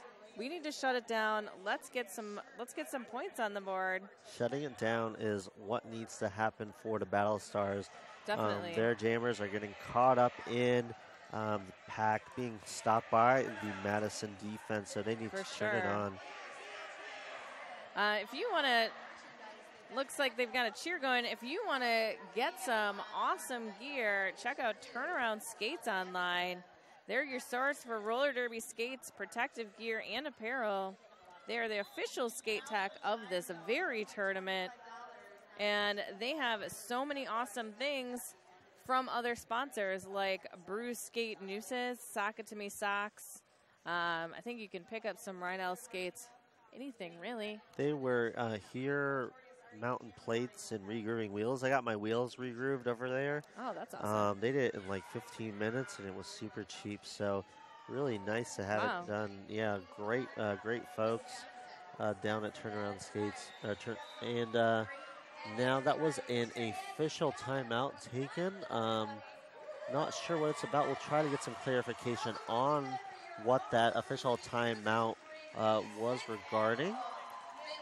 Now taking the line for Madison's Blitz Siren going against Danger. Danger for the Battle Stars. Blitz Siren gets out quick for Lee Jam for the Dairyland Dolls. Meanwhile, Danger coming against a strong defense of Madison. Looks like that's just miasma of Madison players. She's just like rotating. Stuck in an amoeba there. And Blitz Siren squeaks through, gets a grand slam. Looks like Danger gets out, but gets knocked to the inside, so she will be recycled all the way back so clean. Behind Hoppy Go Lucky. I know, it's so deceptive. Looks like the rest of those Madison blockers, Fandango, Charlotte Snaria, and A Magnitude, doing a lot of work to keep Danger in the pack. Blitz Siren off screen gets through once more for Rydell State's grand slam for the Dairyland Dolls. Danger still stuck in the back. She is A Magnitude. She is reaching for the star cover. Chooses not. A Magnitude recycling her again. I think it looked like she realized, like, oh, I'm getting recycled all the way back. I might as well keep it on at this point. They know it's me. My pivot is not around. And her pivot, I think, is spending some time in the Potawatomi Oh, there she is. Hotel and Casino penalty box, and she just arrived for her stay there. Blitz Siren now working her way through. Danger finally getting out of the pack. You know, that penalty box, not as luxurious as the actual Potawatomi Hotel and Casino. Not at all. You are forced to stay there. There are people in pink shirts who are yelling at you, although they are incredibly nice. They are only doing their job. So, 275 to 56. Madison still leading by a large margin. That is 219 points. Taking the line now, Karma Suture for the Battle Stars going against a Wipeout Scout. Wipeout Scout over the century mark. Doing great. Over the century mark in this game. Holy 103 cow. points. Karma Suture getting a little push, but just getting pushed into the Dairyland Dolls hard defense. To get through. Wipeout Scout just kind of skips on the inside. Only one blocker on the track for the Battle Stars. And she gets a 5-point Rydell Skates grand slam. Hard to get points when you have no players on the track. She gets through easily again, gets flies through, and it looks like another blocker for the Battle Stars getting sent to the box. Scout rolls on the inside, unscathed. Another Rydell Skate grand slam. Dairyland Dolls resetting. Sequin Sawyer in the front, turned around, backwards blocking.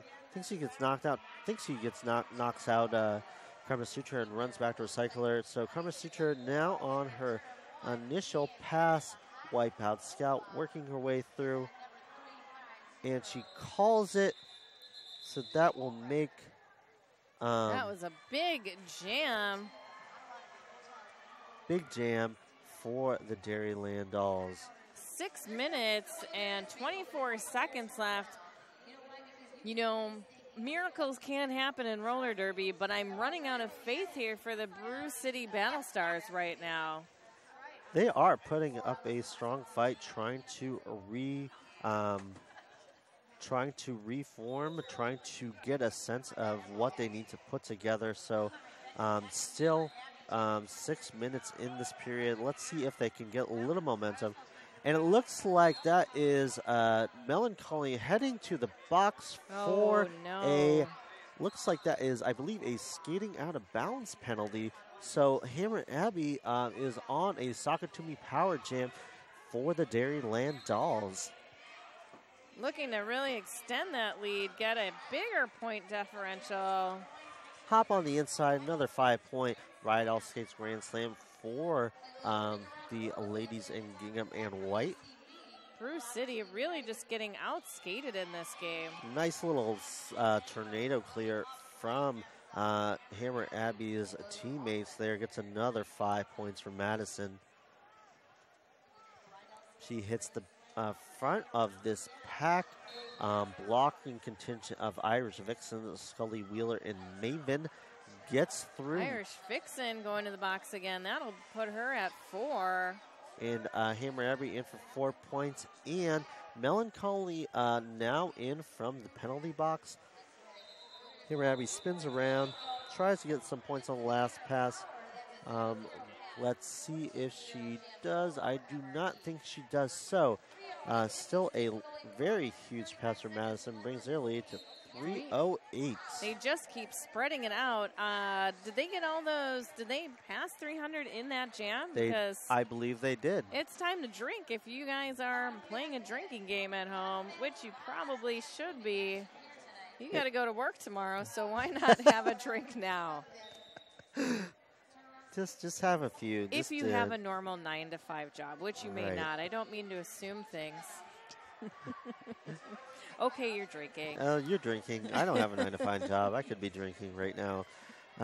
But I am announcing this great bout. At the front now, it is a Danger working, pushing One at more. Sequin Destroyer 1 to beat.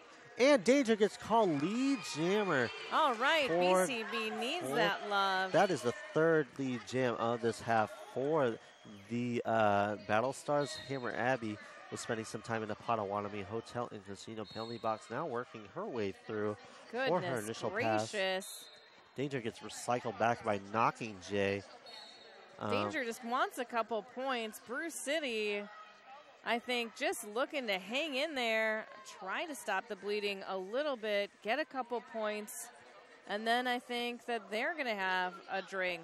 Irish Vixen and Carmen Ejection now spending some time in the penalty box. Hammer Abbey doing a little hop, skip, and jump, trying to score some points, Nice but does jump. not get any. But the Battle Stars gaining 4 more, now scoring points, 4 more points. So I believe that's the only points that Battle Stars have put on the score before Friday. I think that is 5 jams. 5 jams. The loneliest 5 jams without a point. Hammer Abbey, though, getting a couple style points for that little hop, even though she got no points. Very nice, very nice. You can buy her a drink at the after party. Nefarious taking lead first for the Madison Dairyland Dolls. And looks like that is Mecca Jawea jamming for the Battle Stars. First time she has donned the star cap in this game. She's getting stuck in the pass. Nefarious getting out in the front, getting a 5-point Rydell skate grand slam. Sakojaya getting knocked out. Sequin Destroyer recycling her back around turn 2. Nefarious hitting the front of that pack, gets through. 5 more points for Madison. Sequin Destroyer is kind of a hope destroyer, really, for the Brewcity Battle Stars today. She really is doing some amazing blocking at the front, just showing up in Battlestar's nightmares. Nefarious getting through quick. Another few points for Madison. 4 more points for Madison. No points for the Battlestars.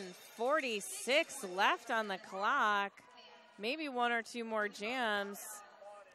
Not sure about it. You know, if you are playing Derby this weekend and you live around here and you have some injuries, take it up with Dr. Eric Heifel at the Orthopedic Institute of Wisconsin, because he wants you to have a safe brouhaha. But they're here for all of your injuries on or off track. Check out the orthoinstitute.com. Action back on with Blue Siren for Madison. I agree with that. Okay. And it looks like Melancholy back at it for Brewcity. She is through. Lead jammer for the Battlestars. Blitz Siren, though, not far behind her, trying to catch up. Give it up, Brewcity fans. They need a little love here to finish out this game. Looks like Melancholy being forced to call it off as Blitz Siren catches up to her. So 0-0 for both of these teams on that jam. 30 seconds left in the half. And in the game, on the line, Wipeout Scout for Madison and Danger for the Battlestars. So I think this will probably be your last jam from the Notorious RED Jammer line. I believe you're right, NBD.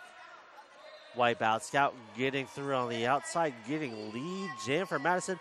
And it looks like danger going to the notorious the Potawatomi Hotel and Casino penalty box for a back block.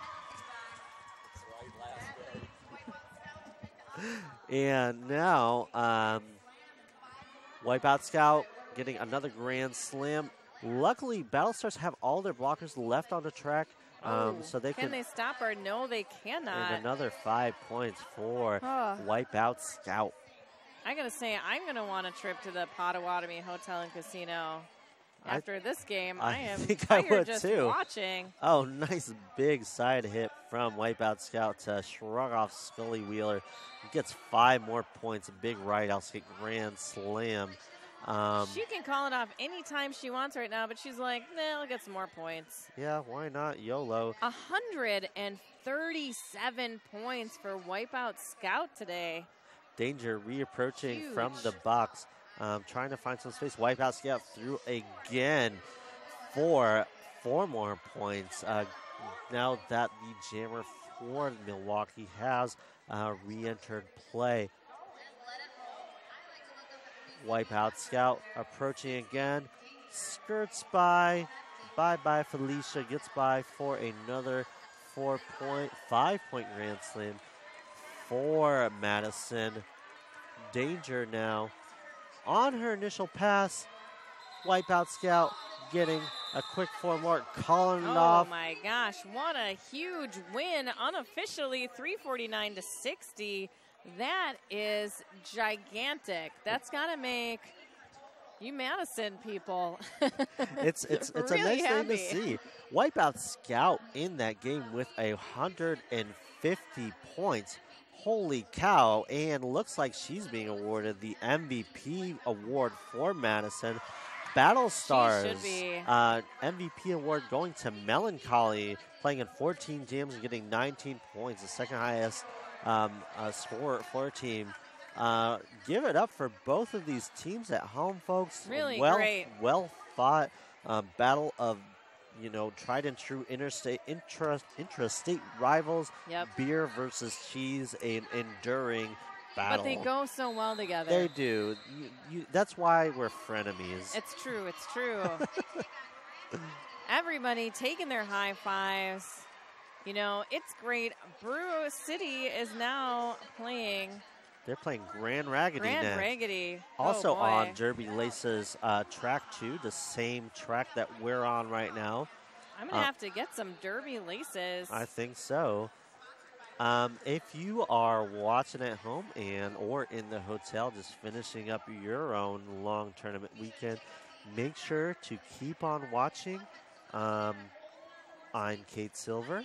I am NBD. We are saying goodnight for right now. Just us. We're going to go drink now, and the next announcers will be talking about Brewcity's All-Stars playing Grand Raggidy. So stay tuned for that. It's been nice. It's been great. Talking Derby. See y'all around.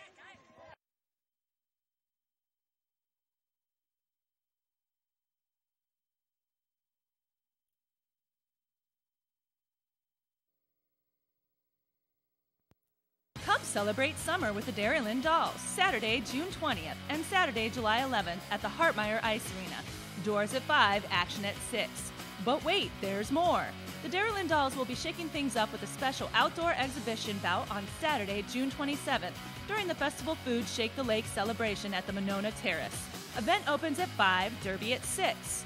Come for Derby, stay for fireworks. Find the Derby in you. MadRollandDolls.com.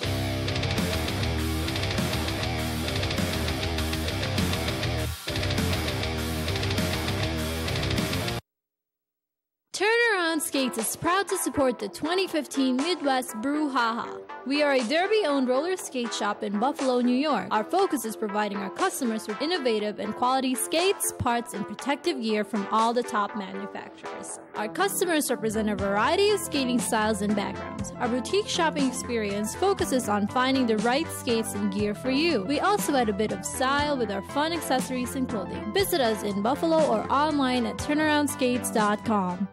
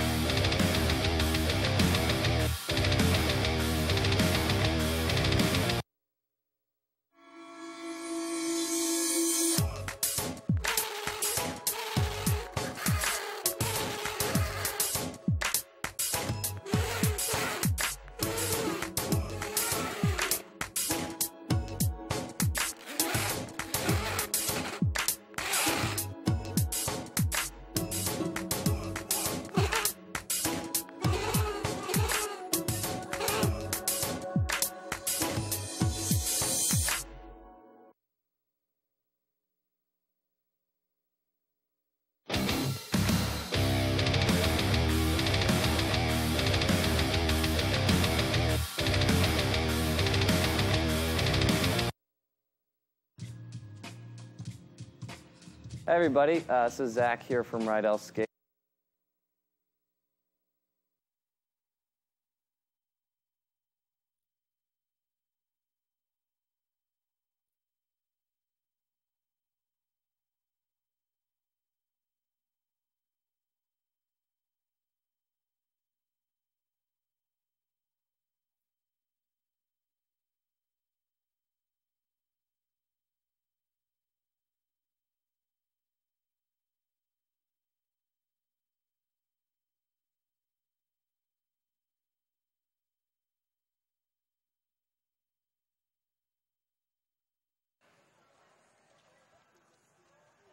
All right, and we're your Lonely Planet boys here. I appear to be Reverend Norb. Who the heck are you? I'm old Woody Ty, Woody for short.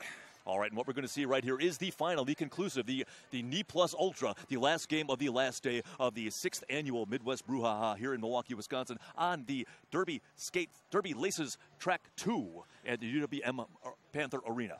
I am so excited to have this last call of the 6th annual Midwest Brouhaha. That is, by the way, hashtag Brouhaha 2015, your last chances to do some Twitters. And what we're going to see right here, we're going to see a battle between the number 61 of the world, Brewcity Bruisers, hometown, our sponsors. They're going to be going against one of the original 30 teams, the Grand Raggidy Roller Derby All-Stars. We're about to observe a moment of silence here, so we're going to hush and... Unfortunately, recently we lost a member of that family. On behalf of everyone here at Midwest Brouhaha 2015, I would like to take a pause and give a moment of silence for the Assassination City skater, Raquel. So please, a moment of silence.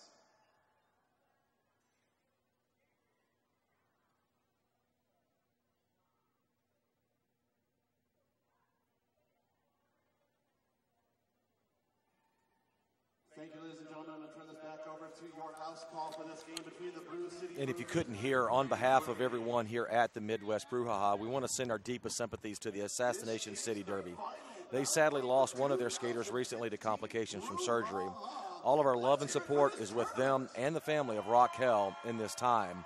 Hashtag the number 4 Raquel. And we are a little bit behind time here, so we're going to fly right into this last boat with any further ado on the notorious RED Jammerline. That's number 1789 in the black and the gold of the hometown Brewcity Bruisers. That is Stormin DeCastle. She's going up against Lucy Morrells, longtime skater for Grand Raggidy in the teal. Yeah, absolutely. This is Grand Raggidy's third bout of the weekend as they're going up in the headliner event here of Midwest Brouhaha 2015. Yeah, Brewcity going for the sweep. They have got one last defender on Lucy Morrells. Lucy Morrells turns free, lead jammer Grand Raggidy. Meanwhile, at turn 2, Milwaukee jammer makes a break for it. That is Stormin DeCastle. And she is going to try to truncate this at a single scoring pass. Bodies plopping to the ground at turn 3. Lucy Morrells, a couple more to beat to complete that scoring pass. She says, I am not going to complete that scoring pass. I'm going to call it off. She's going to get 2 points for her efforts. Yeah, absolutely. Of course, Brewcity last night withstanding the Treasure Valley roller derby last night and held on victorious at the end of that one. Yeah, Brewcity going for the sweep this weekend. They actually took care of North Star, I believe was the first game of Friday. Pay no attention to what you're seeing on your screen. We haven't even had time to change over the overlay. It's not the Brewcity Battle Stars they played our last game. This is straight up Brewcity Bruisers, beer, beer, beer. On that notorious RED jammer line, that is number 56 for the Brewcity Bruisers in the black and the gold. That is Frau Kapow. Yeah, and that's going to be number 35. You're going to Extreme Tack getting the lead jammer for Grand Raggidy here as they're going to jump out. And right now everybody's sort of can't quite figure out if they're going to slow things down or speed things up. Brewcity in the front of that pack, Grand Raggidy towards the rear. Once again, we've got Grand Raggidy keeping Brewcity off the board, calling that one off. I believe that is 3 points the German way, if I can count fingers correctly. And Grand Raggidy sporting a different uniform tonight in that teal with Grand Raggidy across the back, white lettering, blue stripes and stars on their helmets. Yeah, they're always kind of tealy, but this is a new wrinkle on the whole teal phenomenon, which I thought peaked and crested in the early 90s, but whatever. On that notorious RED jammer line for the Brewcity Bruisers, still looking to get on the board. That is 216. That is Frank Herter in the black and the gold. Yeah, and Motivated 09 was just out of your screenshot in the back. Going to get recycled here. Lead jammer going to go to Brewcity. No, I beg your pardon. That is a track cut. I'll tell you what's going to go. Thank you. We've got the Brewcity jammer, Frank Herter, heading to the Potawatomi Hotel and Casino penalty box. It is going to be a Sakatumi power jam for Grand Raggidy, courtesy of Motivated. Yeah, Motivated was eligible to still get that lead jammer, and she picked it up, Norb. Yeah, she is approaching the rear of the pack. She has got her defenders in the back. Now we see one of them rising to meet the charge. She manages to just sort of lattice her way through the Brewcity defense, which didn't really seem like they were set. They didn't seem like they quite had whatever it was they were planning in, but that is going to be our very first Rydell Skates Grand Slam. All right, 10-0. Everything very binary. Grand Raggidy in the lead. Brewcity, not the Battle Stars, but Brewcity with zip. Ultra Fox going to be starting in that Sakatumi power jam. And this is the first time we have seen her on the notorious RED jammer line, wishing to take advantage of the Sakatumi power jam. Yeah, one of the normal jammers in their rotation, though, Norb, and did very well their first bout. Had a little bit tougher time last night. And she goes around the outside. She is lead jammer for the Grand Raggidy Roller Derby All-Stars, just adding clearance to the theory that Ultra Fox's first element is not that bad. Brewcity Bruisers jammer now out of the pack. But we've got Ultra Fox approaching the pack, scoring points with every black and gold-clad bruiser she passes. She's escorted out at turn 4. And on one knee, calls it off. Genuflecting counts. That is 2 points there for Grand Raggidy. Thus far, 4 scoreless jams for Brewcity. Finding the sledding tough, trying to compete the, I don't know if you call it a sweep if you play 3 different teams in 3 different days, but. Right. But they absolutely, Grand Raggidy not putting a whole lot of points up on the board, but the main thing is they're putting points on and keeping Brewcity from putting points on, sir. Absolutely. 12-0 is our score. That is number 5. That is Skittle on and off the notorious RED jammer line for black-clad Brewcity. That is Motivated, number 7. Excuse me, Lucy Morals, number 77. Her second turn in the bucket for Grand Raggidy. Yeah, interesting little thing right there. I don't know if you caught it on the screen, but Lucy tried to grab the jersey of her pivot, kind of do a self-whip, but couldn't quite grab it. But she is lead jammer, just got recycled to the back of the pack. Kids in their selfies. She has been recycled. She's going to call that one off. She was losing ground to the Brewcity jammer already a half a lap ahead of her. Yeah, why get knocked around when you don't need to? Call it off and let's start over again. There's a market for that somewhere. Yeah. All right, 5 jams in, 12-0. It remains our score in favor of the visitors from Grand Rapids, Michigan. It's really too bad that Skittles jams so much because she has probably one of the coolest helmets I've seen here this weekend. You can taste that veritable rainbow. Yeah, absolutely. Skittles also got some of the craziest lateral movements that she moves like a knight in chess sometimes, where she just hops over and you don't know how it's done. But on and off the notorious RED jammer line, that's number 56. That is Frau Kapow once again for the Brewcity Bruisers All-Star in black. She is going up against Extreme Tack for her second turn at the notorious RED jammer line. That's 35 in the teal of Grand Raggidy. Yeah, she took a rough and tough a tumble there as the pivot, Raina Payne, number 430, knocked her out of bounds and down. Frau Kapow flirting with that first Brewcity lead. Jammer's got 2 more to beat, but she is brought outside. But we got a track cut. That is going to be a trip to the trip to the Potawatomi Hotel and Casino penalty box for the Grand Raggidy Jammer and a Sakatumi Power Jam for the Brew City Bruisers. Absolutely, Reverend Norb. I exasperate myself on behalf of our wonderful sponsors. Got another track cut indicated, but does not look like it is indicated on the Jammer. No, he's pointing at her that time, and that's lead Jammer, and they like that. All right, time for Brew City to get on the board. Big collision there. Yeah, that's Hawaiian Punch number 29 now. She is aptly named. Watched her last night in that bout, and she can lay some hits down. All right, now we've got 3 members of the Grand Raggidy blocking corps working over Frau Kapau, giving her a taste of her own Kapau. And that's allows Extreme Tag to launch through. She's out on her scoring pass. She's going to force an early call-off, perhaps. Yeah, absolutely. Well, not an early call-off, but 4 points for Brew City. Brew City on the board, 12-4. By golly, I'm going to tell you one gosh darn thing about it, and what I'm going to tell you is that when injury strikes, you have a choice. Choose ATI Physical Therapy, the official sports medicine provider for your Brew City Bruisers. To experience the ATI difference, visit atpt.com or stop into one of their over 19 Milwaukee area clinics for a complimentary injury screening. Ask your doctor about the company that is taking physical therapy to a higher level. ATI Physical Therapy, get there. In teal and white, Ultra Fox for Grand Raggidy, Stormin Castle, number 1789 for Bruce City. And Stormin DeCastle down in I beg your pardon now, I had my eyes on one of the defenders for... Oh, a hard offensive attack there by Ultra Fox. Gets her out to be lead Jammer, Norb. Yeah, Ultra Fox puts her shoulder to the wheel. Elsewhere in the pack, we have got a Grand Raggidy defender being sent off as Ultra Fox searches for the rear of the pack, finds it, starts scoring more points for Grand Raggidy. Let's see if Stormin DeCastle sneaks any points during that last whistle blast. Looking is the Jam ref asking for a little help on that. 2 points. In harmony even. 2 points apiece. I didn't mind it when it was 4-14. That is, of course, the Milwaukee area code, but it's going to be actually 6-14, which I suppose Milwaukee will take. There's some cool 414 hats for sale this weekend. I unfortunately didn't get up and get one working all weekend. I used to live in that area code, and then they kicked us out in 1997. I remember that story. It's terrible.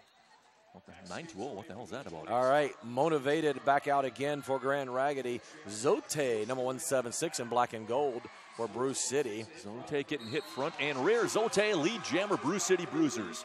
Motivated getting all hung up in the back of the Bruce City Bruisers pack. Now she sort of hustles herself around the outside, still has 3 Bruce City defenders and the outer bounds with which to deal. I think we got ourselves a Jammer lap point. I think we have ourselves a Rydell Skates grand slam for the Bruce City Bruisers. Yeah, absolutely motivated, got knocked out of bounds, had a no pass, no penalty, was able to get back in hard into the back of the pack, tumbles herself as she's trying to get some points collected back up on the board. Going to get a slow tap off there by Zote. They probably had to tap off slowly because she kind of landed on the opposing Jammer. They were down in a tangle of knees and limbs, and 1 point stolen there by Grand Raggidy. Nice job there. Yeah, she did a good job to get in there. So that was Well, it looks to me like we must be tied at Bart Starr's jersey number because it looks to be 15 all with 20 minutes and change to go in the first period. Now we're going to have Lucy Morals, number 77, out there for Grand Raggidy. Frank Herder, number 216, out there for Bruce City. If we get a spare second, we will run down the rosters. If we don't, you're just going to have to follow along in your hymnal. Every pivot for Bruce City getting around there, laying the smackdown on Lucy Morals. That doesn't matter. There it goes. Opens up enough daylight. We're going to get a misconduct called, though. It's going to be a Sakatumi power jam. And number 216, Frank Herder, saying, she tripped me. How did I get it? But it is what it is, Reverend Norb. You know how that is. Yeah, I did not have my eyes on that particular space of our Cartesian coordinate system. And that's going to be a track cut. And that's going to be a track cut on Lucy Morals. Oh, how the worm turns, how the Sakatumi Power Jam is now on the other metaphorical foot, or at least it will be when Lucy Morals takes a seat in the Potawatomi Hotel and Casino penalty box. And it's a horrible spot to get that call because she was just past the point of no return and had to skate all the way around this track here at the UWN Panther Arena in Milwaukee, Wisconsin. Of course, that's probably neutralized by the fact that she's only going to sit as long as her opposite number was, so I think that all balances up, and I'm not doing the math in my head right now, and it's not that important.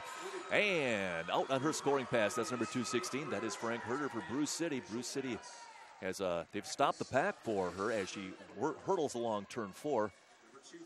Tries the inside well patrolled by Grand Raggidy. Outside now well patrolled. Grand Raggidy sticking on Frank Herter. Nice little pause there to let the defense she hit them reset, and using that strategy was able to get through with her power and her strength. Yeah, she also was doing some nice slalom action. That is a Rydell Skates Grand Slam, 5 points for Brewcity Bruisers. Brewcity started off slow, but has really picked up the pace here in the last couple of jams. Yeah, Brewcity has taken their first lead of the game. Stumbling over feet is Frank Herter.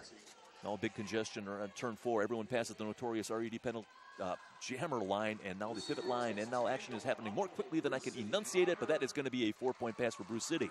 Gardenho doing her normal wear and tear on the defense out there for Grand Raggidy. And speaking of 4 for Grand Raggidy scored 4 points in that jam as well. It's going to be 24-19. Gardenho, one of the skaters, I don't really want to get hit by any skater. Gardenho is really, really, really, really on the top of the list of skaters by which I do not wish to be hit. Yeah, I've seen both of their bouts this weekend, and I will concur with you 100%. And Ultra Fox taking the notorious RED jammer line for Grand Raggidy. Frau Kapow in the black of the Brewcity Bruisers, and it is Frau Kapow, lead jammer. Ultra Fox now hemmed in behind only 2 Brewcity defenders. They were working pretty adequately. She races past them. She's on her scoring pass, but she's half a rotation behind Frau Kapow, who hits the pack. She's got 1 to beat to complete that pass. Does so, calls it off. That should be 4 unanswered points for the Brewcity Bruisers. Indeed it is. Scores now 28-19, 9-point lead for Brewcity. Yeah, Norb, they're up 28-7 scoring right now against Brewcity in the last 5 jams. Well, that's not bad work at all. No, well, considering how slow they started to begin with and then just to come right back. That brought to us by our crack producer. I don't know what you heard, but I heard nothing. On that notorious RED jammer line right now, that's number 34 in the teal. That, by golly, ought to be extreme tack. It is. And her opponent right now is Skittle, number 5, in the black and gold. And Skittle will get lead jammer for Brewcity as she explodes on an inside line. And extreme tack now out of the pack. Skittle got a good head start on her. Skittle going to hit that pack end. Yeah, Skittle is quite the firecracker. There's a lot of power in that small frame. Very fast. She's not small, she's wiry. But she's got 4 points there. Brewcity has 32. That is 2 to the 5th power. Grand Raggidy with 19. That's a stinking prime number. Somebody loves her mom. I think that's going to be number 716, Zote. I guess you are correct. I wonder if that's a marker or a tattoo. If it's a marker, let's get a wire brush and hit it real quickly after the jam. All right. Forget I said that. Parody, not made to be taken seriously. That is number 77, Lucy Morals, on and off the notorious RED jammer line for Grand Raggidy. Zote takes a tumble but gets right back and gets a lead jammer for Brewcity as she explodes in the apex between 1 and 2. Lucy Morals trying to get around that foremost Brewcity defender, but Brewcity recycling nicely. I think that is Freight Train. It is. That is not Houston's Freight Train and not the men's team Houston Freight Train. That is a completely different Freight Train. That is a Rydell Skates Grand Slam, by the way, for the Brewcity Bruisers. You talk about a blocker you don't want to get hit by. That's another one right there. Freight Train and the other white meat on this Brewcity team are powerful, strong defenders, Norb. Yeah, not the only skater named Freight Train, by the way. She was formerly known as Fidela Castrate, changed her name for a variety of reasons. Zote. Nice old 360. And she's going to call that one off. Going to get how many additional points? 4 more additional points for Brewcity. Now 46-19. That's the most points in one jam for the game so far. All right, Brewcity roused themselves from their torpor. They're bright-eyed and bushy-tailed at this point in time. Dr. Eric Pleifel of the Orthopedic Institute of Wisconsin and MOSH wishes you a safe Brouhaha weekend. We are here for all your injuries off and on the track. Contact us at theorthoinstitute.com. Whistle blows on and off the notorious RED penalty box. That is number 17, Ultra Fox in the teal of Grand Raggidy. And who do we got? That is Stormin DeCastle, number 1789 of Brewcity, but it is Ultra Fox, lead jammer Grand Raggidy. Yeah, interesting fact, Zorte right now has more points than Grand Raggidy does, total. Goodness, we had a track cut being whistled on a Grand Raggidy defender. Throws her arm up in supplication. Got another Grand Raggidy blocker heading to the... That's Rue Today and Hawaiian Punch. It is, the tables must be open right now at the Potawatomi Hotel and Casino penalty box. I can't argue that. They're going to bet on black right now. Good one. I like that. You're sharp. As they're 4-on-2 right now in blockers. Gardenho out there, as well as number 83, Ringo Destar. No, it's not a power jam. We've got the Grand Raggidy jammer. She was situated way behind. Have an official review here. Notorious RED. Well, I guess we'll take that when we got to do it. Rosters, you say. Why don't you take somebody and I'll take somebody else? Hey, how about if I take the teal? Bet Mangler, number 00. Number 01, Lindsay Blowhand. Number 09, Motivated. Number 17, Ultra Fox. Number 19, Rue de Day. Number 29, Hawaiian Punch. 33, Trashy Tulips. Number 35, Extreme Tack. Number 45, Jinja Ninja. 69, Bitty Bitty Bang Bang. 77 is Lucy Morals. 83, Ringo Destar. 88, Gardenho. And number 91, Sugar Pants. And for the hometown Brewcity Bruisers, who were gracious enough to have us here at their 6th annual Midwestern Brouhaha. We got number 1, Grace Killy, number 14, Striker, 1789, Stormin DeCastle, 21 is Jackpot, 216, Frank Herder, 22, Latina Heat, 24, Carrie A. Hacksaw, number 240 is T. Low, 350, The Other White Meat, 430, Rain of Pain, 44, Freight Train, 5, Skittle, 56, Fraukapow, 716, Zote, 724, Just Like Puss in Boots, and number 8 is Carabunga. Reverend Norb did the long play on the 45 speed that time. Very nicely done, sir. I'm weird that way. All right. Going to have number 17, Ultra Fox, jamming. And we got Fraukapow for the Brewcity Bruisers. Fraukapow is geographically ahead, but she is dealing with a rather menacing couplet of Grand Raggidy defenders, including the feared Gardenho. She got a penalty on that. Not sure what it was for, but sent her off the track. At any rate, Fraukapow, very quick move to get back around on that. And Fraukapow is circling back around. She is going to come very close to lapping Ultrafox if Ultrafox can't escape this. He's already lapped her. Well, whatever the heck. Before I can even complete my thought. You know what it is? That's a Rydell Skates Grand Slam. Yeah, that's the best kind. So Fraukapow with 5. Fraukapow's not done there. Brewcity still has that Grand Raggidy jammer, and she's around to the outside virtually unscathed. That is another Rydell Skates Grand Slam. Yeah, old Mo is hopped on the freight train right now, and Brewcity definitely has the energy on their side in this bout. And that is going to be a call off as we see the Brewcity Bruisers jammer being driven into the infield, skating backwards, realizes that is the wrong direction in that particular situation, calls it off, ends the scoring 56. That is Fraukapow's jersey number, which is Brewcity's score. We've got 22 for Grand Raggidy, and we have got 12 and a half minutes to go in a first period full of thrills, chills, and excitement. Motivated right now, out of screenshot. She's in the apex between turns 3 and 4, easing her way to the line. She'll come in your frame shot just a second. There's the whistle. Trying to use that, but number 216, that's Frankenhurst, got that hypnotic tights on there and tantalizes her enemy and getting a lead jammer. And we still have Motivated struggling behind the Brewcity defense. Now she springs free, but she's driven into the infield. She's going to have to reset, and that's going to allow Frank Herder to get through for a Rydell Skates Grand Slam. Almost tripling the score right now over Grand Raggidy is the Brewcity, and this will do it here as we have a star pass, Norb. Been a bit of that going on this weekend. Star pass is going on 09's head, and that is I'll apologize. That's a stash and tuck. Sorry, she kept it. That is the... Yeah, she kept it, just did a little stash tuck, got through, put it back on her head.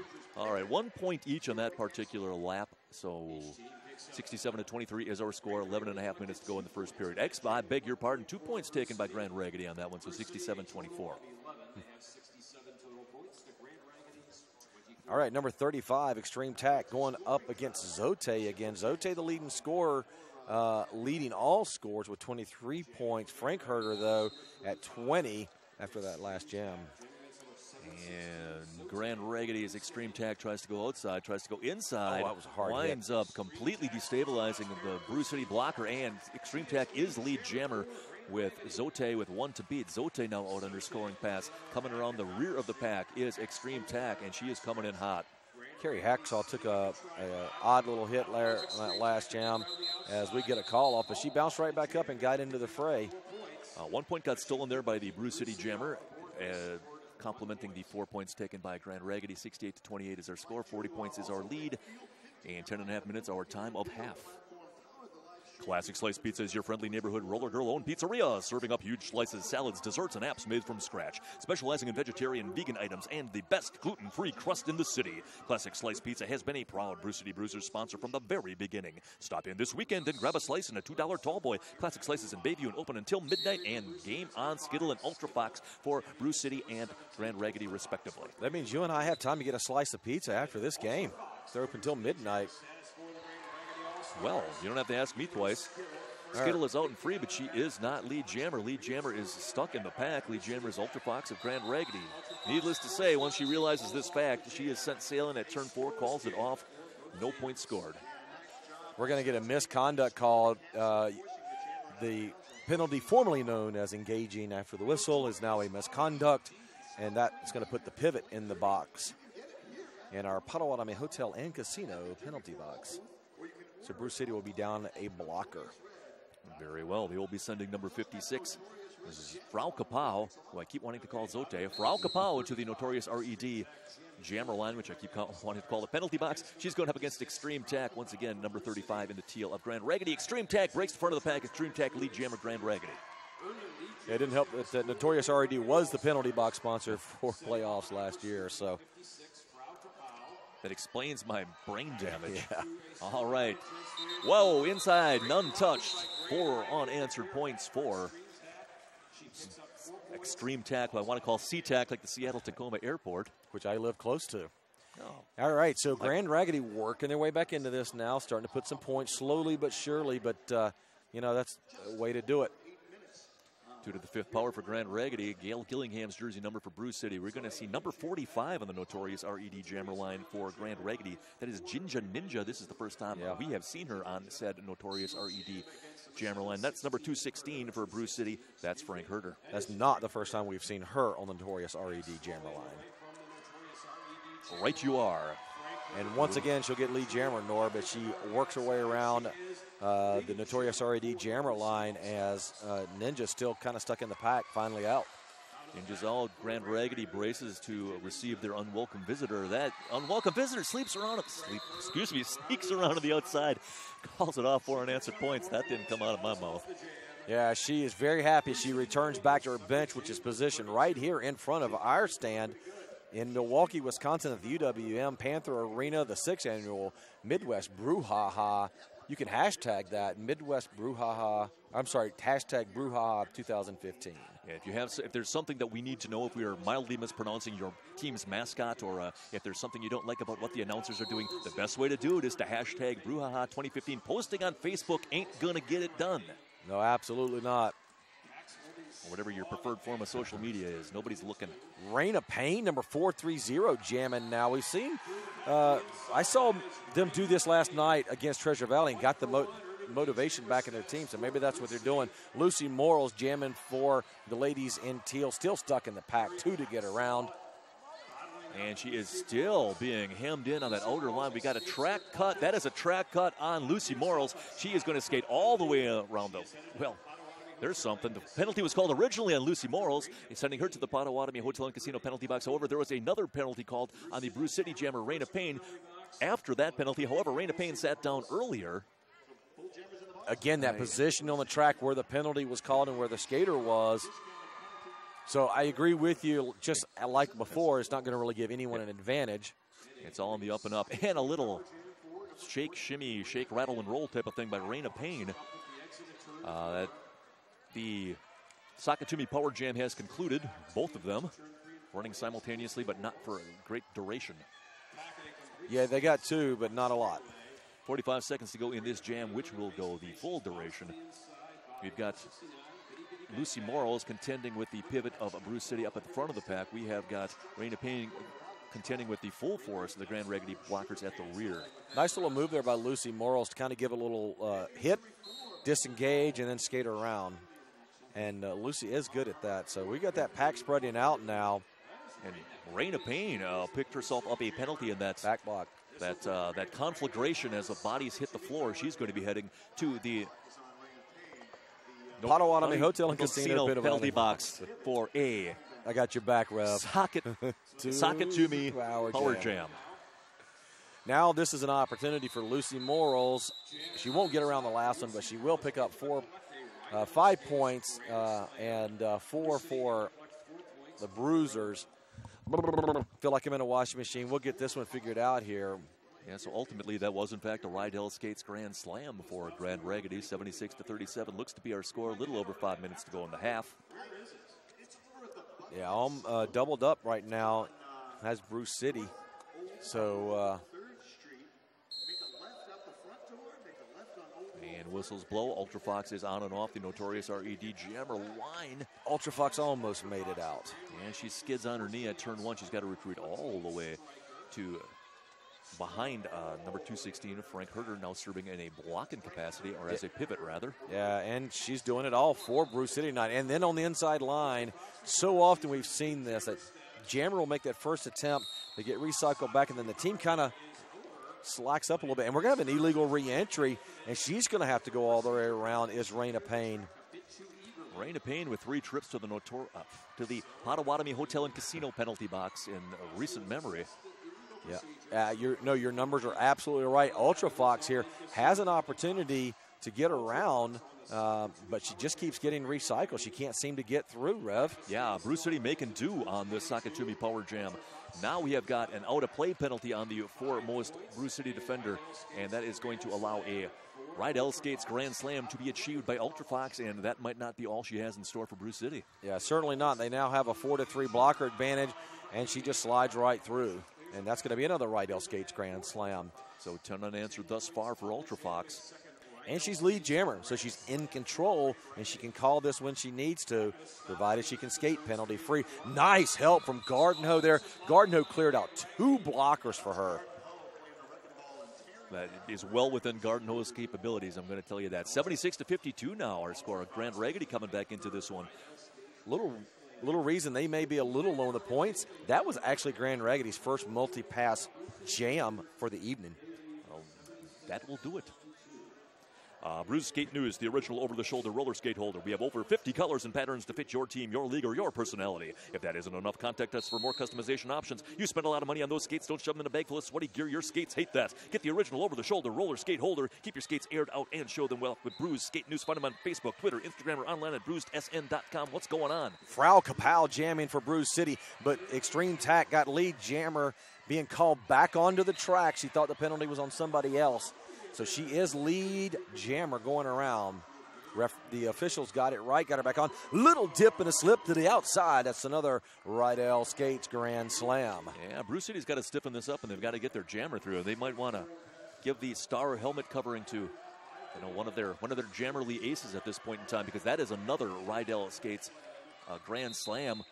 And if you're looking at that and thinking that should have been a track cut, that was one hand out, and that does not count as going out. So she's going to be able to stay in and pick up another Rydell Skates Grand Slam. And just as you said, they've cut this lead now to 62-76. It's only 14 points. Yeah, 2-touchdown lead, 2 minutes to go. We have a timeout being called. Official review, it looks like, being signaled from the Brewcity side, so that allows me the ample opportunity to tell you Sakatumi sells fun, funky socks. Socks with tacos, cupcakes, ninjas, mustaches, unicorns, and other things magical. With over 200 different sock designs, there is something for every personality, from punk rock to peacock and everything in between. We do have an official review out there, so as soon as we find out what it is, we'll get you that information. You're on the need-to-know list. If we're on the need-to-know list and we actually get to know, you'll be on the need-to-know list. Heck, Rydell Skates, unmatched quality, unmatched performance, Rydell Skates. You know, one last shout out here to Brewcity for putting on a great tournament this weekend. It's hard work putting on these tournaments and skating in them nonetheless, and they've done a good job of both. Yeah, I mean, either or is pretty much enough to kind of trash you for the rest of the forthcoming week. But actually putting on a tournament, skating both your teams, your B team and your I beg your pardon, the 3 teams. Let's not forget the junior team, the Micro Bruisers. Oh, I had that call today. I had the house call. I have never been so excited on a call as that one today. It was so much fun. That was great. The heart in those young ladies was amazing. I stopped calling them juniors.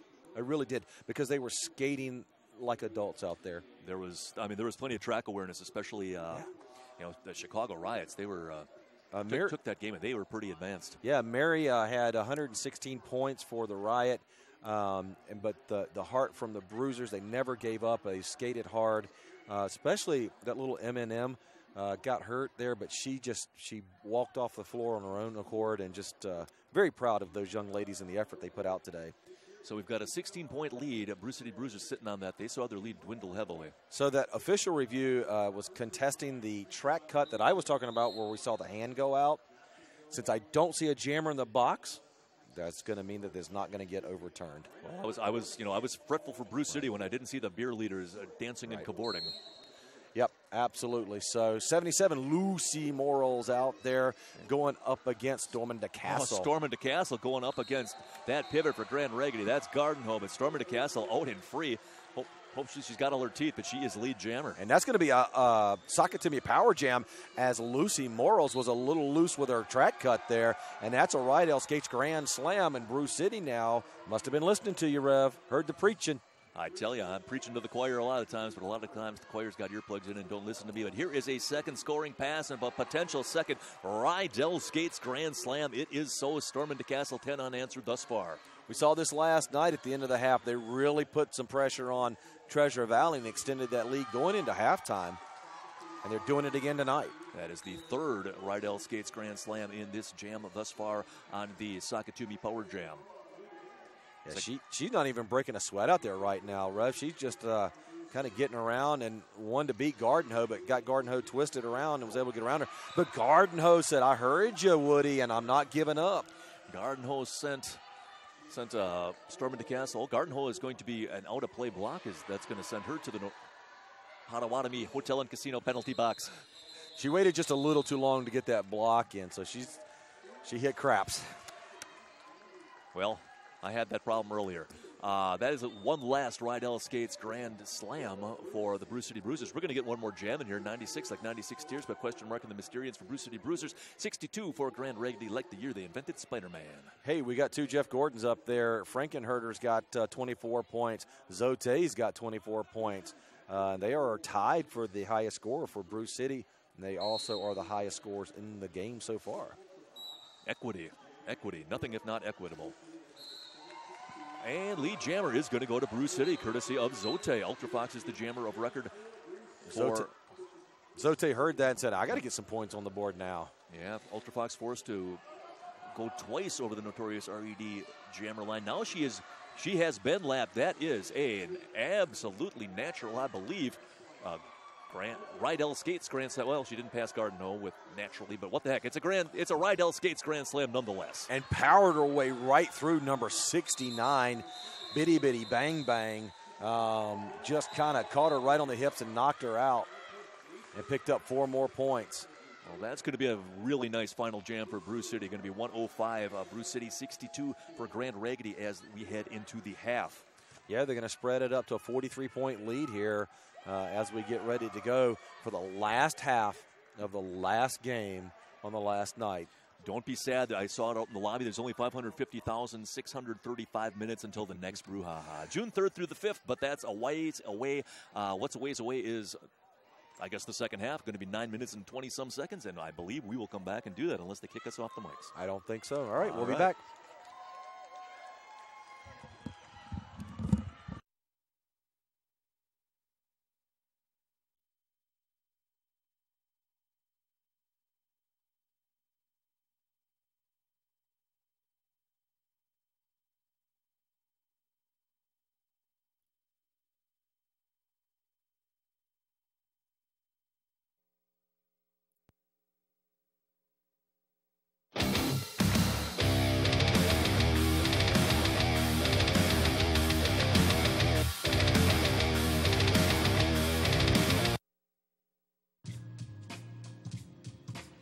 Hi everybody, this is Zach here from Rydell Skates, and we're here to talk to you today about an exciting new product we have. This is our Fit footbed kit. It's designed to help alleviate pain and reduce some soreness that people commonly get while skating. First, let's talk about the RFit footbed itself. It's a high-density foam with a soft top cover on it. It allows for a lot more cushion and support for a safer and more effective skating session. On the back side, there's Velcro components that allow you to attach adjustable arch supports and heel wedges to it, which is really where all the customization comes in. Installed in the footbed is a blue arch support, which is neutral. There's also a red arch support, which is for high arches, and an orange arch support, which is for low arches. Installation and swapping them out is really simple. All you need to do is just peel the Velcro off and then install the new insert.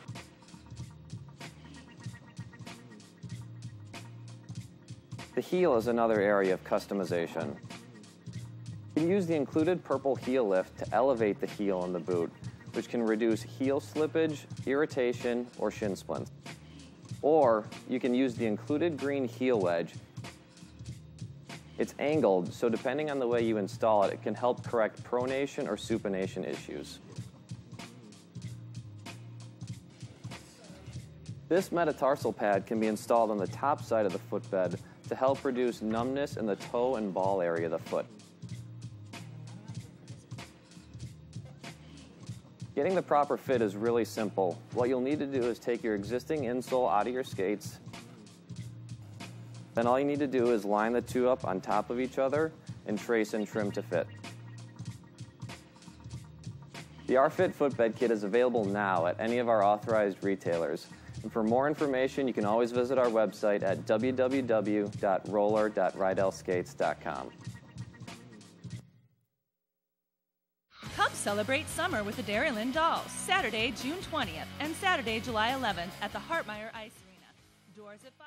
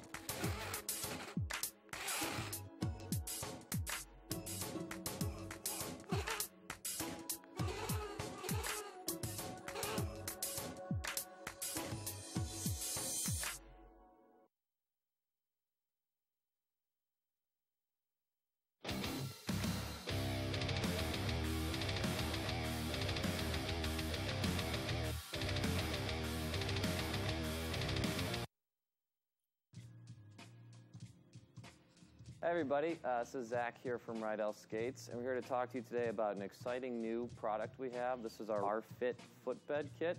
It's designed to help alleviate pain and reduce some soreness that people commonly get while skating. First, let's talk about the R-Fit footbed itself. It's a high-density foam with a soft top cover on it. It allows for a lot more cushion and support for a safer and more effective skating session.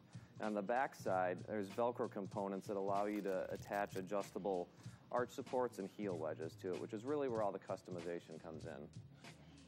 Installed in the footbed is a blue arch support, which is neutral. There's also a red arch support, which is for high arches, and an orange arch support, which is for low arches. Installation and swapping them out is really simple. All you need to do is just peel the Velcro off and then install the new insert.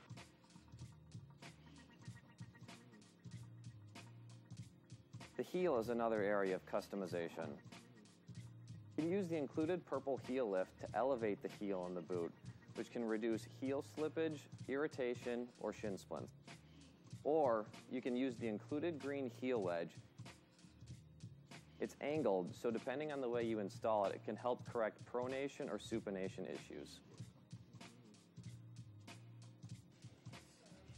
This metatarsal pad can be installed on the top side of the footbed to help reduce numbness in the toe and ball area of the foot.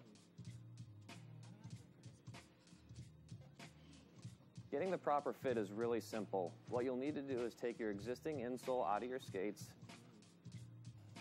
Then all you need to do is line the two up on top of each other and trace and trim to fit. The R-Fit footbed kit is available now at any of our authorized retailers.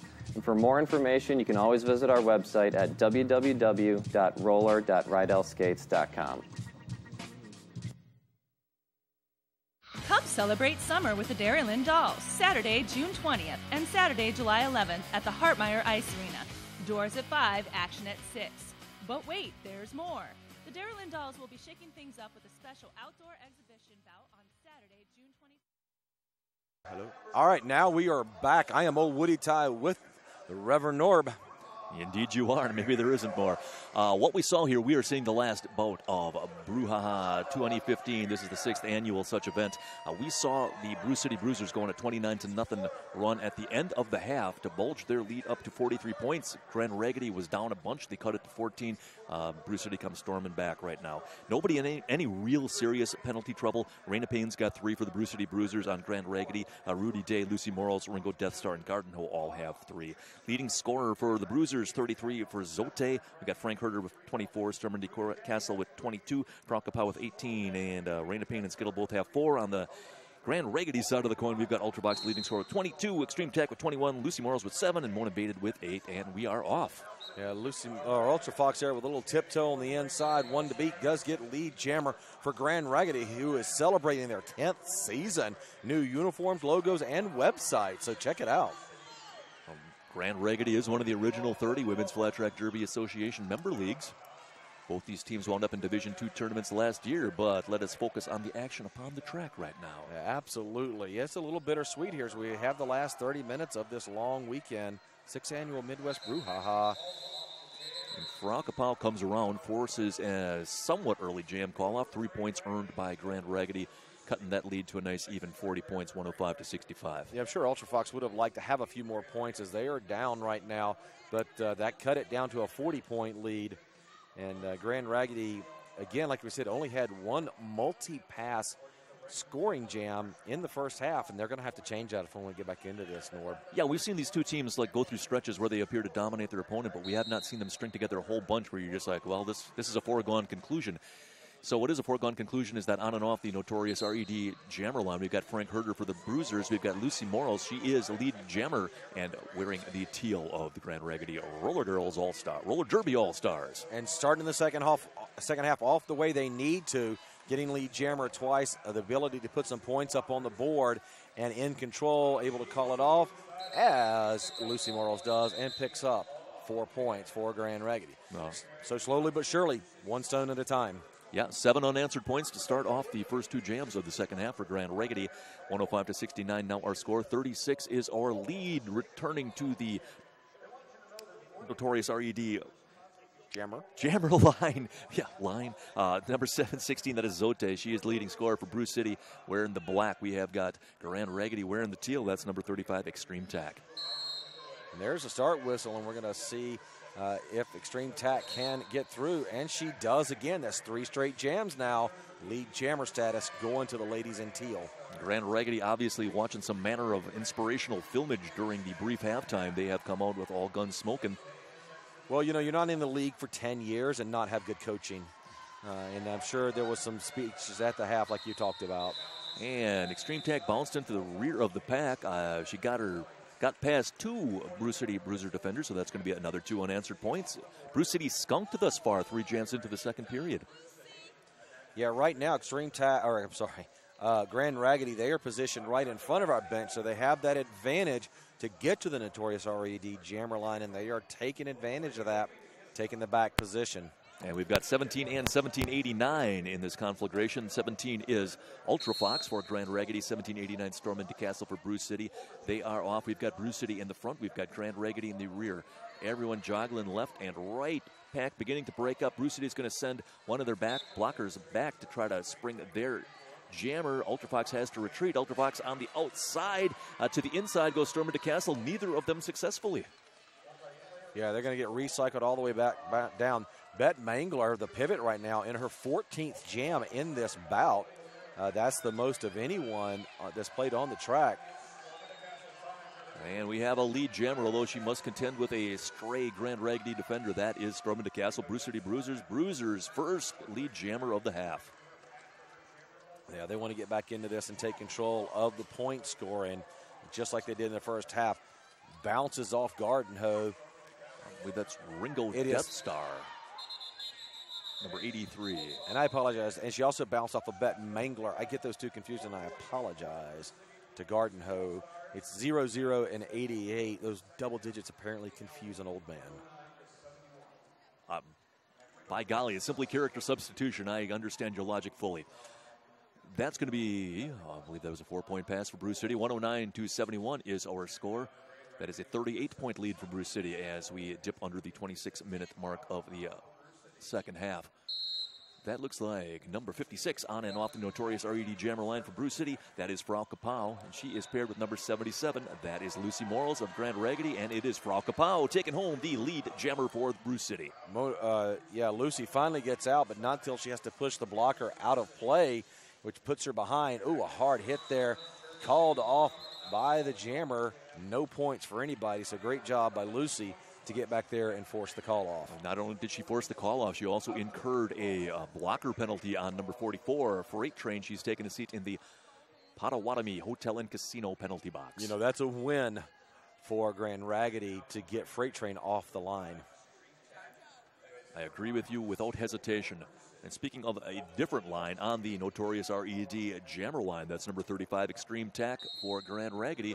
And from behind and now launching herself into it, that is Skittle for Brew City. Skittle bounces off to the inside. Both jammers have to reset. Skittle dashing left and right. She shaking blockers like shaking a dog was biting a rope or something. Not exactly like that. Almost got out, but lead jammer as she hops over is going to be Extreme Tack. Yeah, I think Skittle got her skates tangled. She has got one last blocker with which to contend. Ducks to the inside. Now Skittle out on her initial scoring pass. Yeah, that was number 8 that helped her out there, Kara Bunga, who helped spring her from that pack to get out. And as Extreme Tack is driven to the outside, she is going to call it off. That is going to keep Brew City off the board. 2 more points for Grand Raggidy. 109-73 is our score. Yeah, Grand Raggidy looks like they have made some changes here in the second half, Norb, and although they haven't made a huge dent in the lead, they are making small dents and winning jams here and there. And yes, small strokes fell great oaks, I tell you. Absolutely. And on the notorious RED jammer line, that's number 17, Ultra Fox for Grand Raggidy going up against Zote for the Bruisers. Zote for the Bruisers is your lead jammer. And why not? She's got 33 points so far in this bout, looking to add to that total, being the lead scorer for both teams. Zote ducking under blocks, using all manner of elusive mannerisms to avoid being hit by Grand Raggidy, does so, calls off the jam. But not before Grand Raggidy steals a point. She speed. Yeah, Zote turned around, looked to see what was happening instead of just well, I suppose if the jammer was hung up behind it, but she checked the rearview mirror, ascertained the situation, and in the time it took her to figure out what the next logical thing to do was, Grand Raggidy is able to sneak in and get a point, and we have a legal procedure sending number 91 for Grand Raggidy to the Potawatomi Hotel and Casino penalty box. That's Sugar Pants. Yeah, a little illegal engaging there. We had a little jostling at the line, and we're going to get a back block called. I was waiting. I thought that saw the outside pack ref get to do it, but he didn't, so I didn't want to give anything away there before the officials actually called it, because they have a much better angle than you and I do. Indeed they do, and that is a Sakatumi power jam for Grand Raggidy. Also lead jammer for number 77. That is Lucy Morals, and she approaches the rear of the pack. Skittle speeding to the penalty box on the outside, understanding that time off the track but not in the box doesn't help her any. Brewcity with a conglomerate of 2 up in the front of the pack, trying to keep Lucy Morals beleaguered. Beleaguered she is. They're knocking her to the inside and the outside at turn 4. Eventually they turn her free. That is a Rydell Skates Grand Slam for Lucy Morals and Grand Raggidy. They got a 4-3 blocker advantage there as Kara Bunga did yeoman's work to try to keep back Lucy Morals, but in the end did not do it. Scrambling all over. That's number 22 of the Brewcity Bruisers. That is Latina Heat. And she is doing a fine block and work. Recycles to the front of the pack so she can beat on Lucy Morals some more. Lucy Morals finally uses the outside to give the Brewcity Bruisers defenders the slip. And as that happens, Grand Raggidy sets the defense, but the jam called off. That was our first Sakatumi power jam of the half. It was also the first multi-pass jam for either team. So we're seeing a lot of one and dones here in the second half, Norb. And that also was a Rydell Skates Grand Slam. We got everybody in. Yes. Except for the Potawatomi Hotel and Casino penalty box, and I just took care of that. Good work. I appreciate your dedication to the cause. And 29-point lead now for Brewcity, 113-84. This is back to never mind. My math is wrong. All right, extreme tack out there for Grand Raggidy. Frau Kapow, number 56. And extreme tack trying to get her onto the inside. She finds not only her front going being blocked, she also finds the other white meat having her in from the rear. Number 29, Hawaiian punch again. How about a nice Hawaiian punch, she says, but she's going to go to the penalty box. Yeah, extreme tack, nowhere to go. Absolutely nowhere to go. Lead jammer's going to go to Frau Kapow of the Brewcity Bruisers. Extreme tack's going to try this again. Brewcity's got her number. Well, they do have numbers on their side. They got a 3-1 blocker advantage. And now Frau Kapow wants to get into the jammer hitting business. Well, she has, and she also got into the Rydell Skates Grand Slam business. That's 5 needed points for Brewcity to try to revert the momentum of the boomerang-like actions of Grand Raggidy. So as we start this next jam, which will be jam number 10 of the second half, Hawaiian Punch and Ringo Death Star will both start in the penalty box along with Carrie Haxall from Brewcity. A lot of inhabitants in that Potawatomi Hotel and Casino penalty box indeed. 118-84 is our score. 34 points our lead, just like Ray Allen's jersey number, who used to play across the street at the Bradley Center. Barely getting on the track was number 19 right there. That was Rue today, and she would have Rue today if she hadn't gotten on time. But Stormin DeCastle is adjudicated lead jammer. Ultra Fox now breaking free. She is cycling around, but she is about 40% of a rotation behind Stormin DeCastle. Stormin DeCastle. We have 2 blockers on the track right now, Norm. That probably explains why there was no flesh-on-flesh contact there with the Brewcity jammer. She has picked up 4 points. And Ultra Fox now breaking through for 4 points as well. So Stormin DeCastle going to have to go back through that pack again just to keep pace. Unfortunately for Frank Herter, she no pack was called and she didn't stop skating, so she's going to go to the Potawatomi Hotel and Casino penalty box. Finally, it's over as Hawaiian Punch crawling on all of her knee pads and elbow pads through the middle. And Stormin DeCastle gets those 4 points back. 8-4 jam. That was 126 for Brewcity. 88 like Garden Hose number for Grand Raggidy. We're wrapping down here. We're almost to halfway through the second half. 126-88, located at the UWM Panther Arena in lovely Milwaukee, Wisconsin. It's been a great 4 days here for me. It has, and I'll tell you what, we are not just located here. We are located at the Derby Laces Track 2. Thank you. Derby Laces Track 2. I can't stress that enough. Derby Laces Track 2. Yeah, we actually picked up some tonight from our friends over in the corner. Of course, they've wrapped up now, but thanks to all of our great sponsors. Without them, we wouldn't be able to be here this weekend. Right. I mean, we've got a timeout, so I'm going to just tell you one more gosh darn thing about Derby laces. Say goodbye to untied skate laces. Derby laces stay tied tightly and where you want them. Get yours at derbylaces.com. Try the new Spark Metallic skate laces by Derby Laces. Super strong and super shiny. Get yours at derbylaces.com. And Derby laces are available in 25 different colors. Derby laces tie you up but never tie you down. You saw the inside whiteboard there. We've got 2 skaters, 1 on each team. Frank Herter with 5 penalties. Ringo Destar with 5 penalties. So they're 2 uh-ohs away from being out of this one. Well, Frank Herter is a lot more valuable asset to lose. Meaning no disrespect. Right, absolutely. No, absolutely. I would agree. Simply because she's got 24 points on the board, and she's, you and I talked about at halftime, she's doing double duty. And as we speak about potential maybe situations, 4 points scored there by Brewcity. That's going to put them up 130 at Grand Raggidy 88, 42-point lead. And that sound that you're not hearing is the lead slipping away as Brewcity again grows that now 130 to 88. Number 5 is Skittle for Brewcity in the black. Number 45 in the teal is Jinja Ninja. They are on the notorious RED penalty jammer line or darn close to it. Although we've had some penalties happen there, so we could call it the penalty line. That'd be an interesting concept, one which I do not care to visit at this time. Skittles out there. We haven't seen much of her jam tonight. And again, we saw that last night with Brewcity versus Treasure Valley. They seemed to put her in when they felt like they needed a burst. And it looks like they've got it. And she flies around the track. Our cameraman having a hard time keeping up with her. She's going to skate out a picture. Well, she tastes the rainbow indeed, she says to her opposite number. She is going to get 3 unanswered points before having to call it off. That was an advantage because she got around one skater and picked up 3 points. Great awareness by her to get up there and get those points. That's the biggest value in roller derby. Frau Kapow, number 56 out there for Brewcity. She will be going up against, well, it says Hawaiian Punch on my screen, but that is not right. That's going to be number 17, Lucy Morals. Or Ultra Fox, I do believe. Thank you.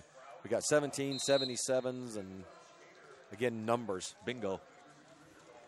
All right, chasing Frau Kapow backwards is the Grand Raggidy blocker core. Ultra Fox also cycled to the rear by number 724, Puss and Boots of Milwaukee. Now, Brewcity have got all 3 of their primary blockers standing in the back. They've got her hemmed up. Lead jammer's going to go to Frau Kapow, Brewcity.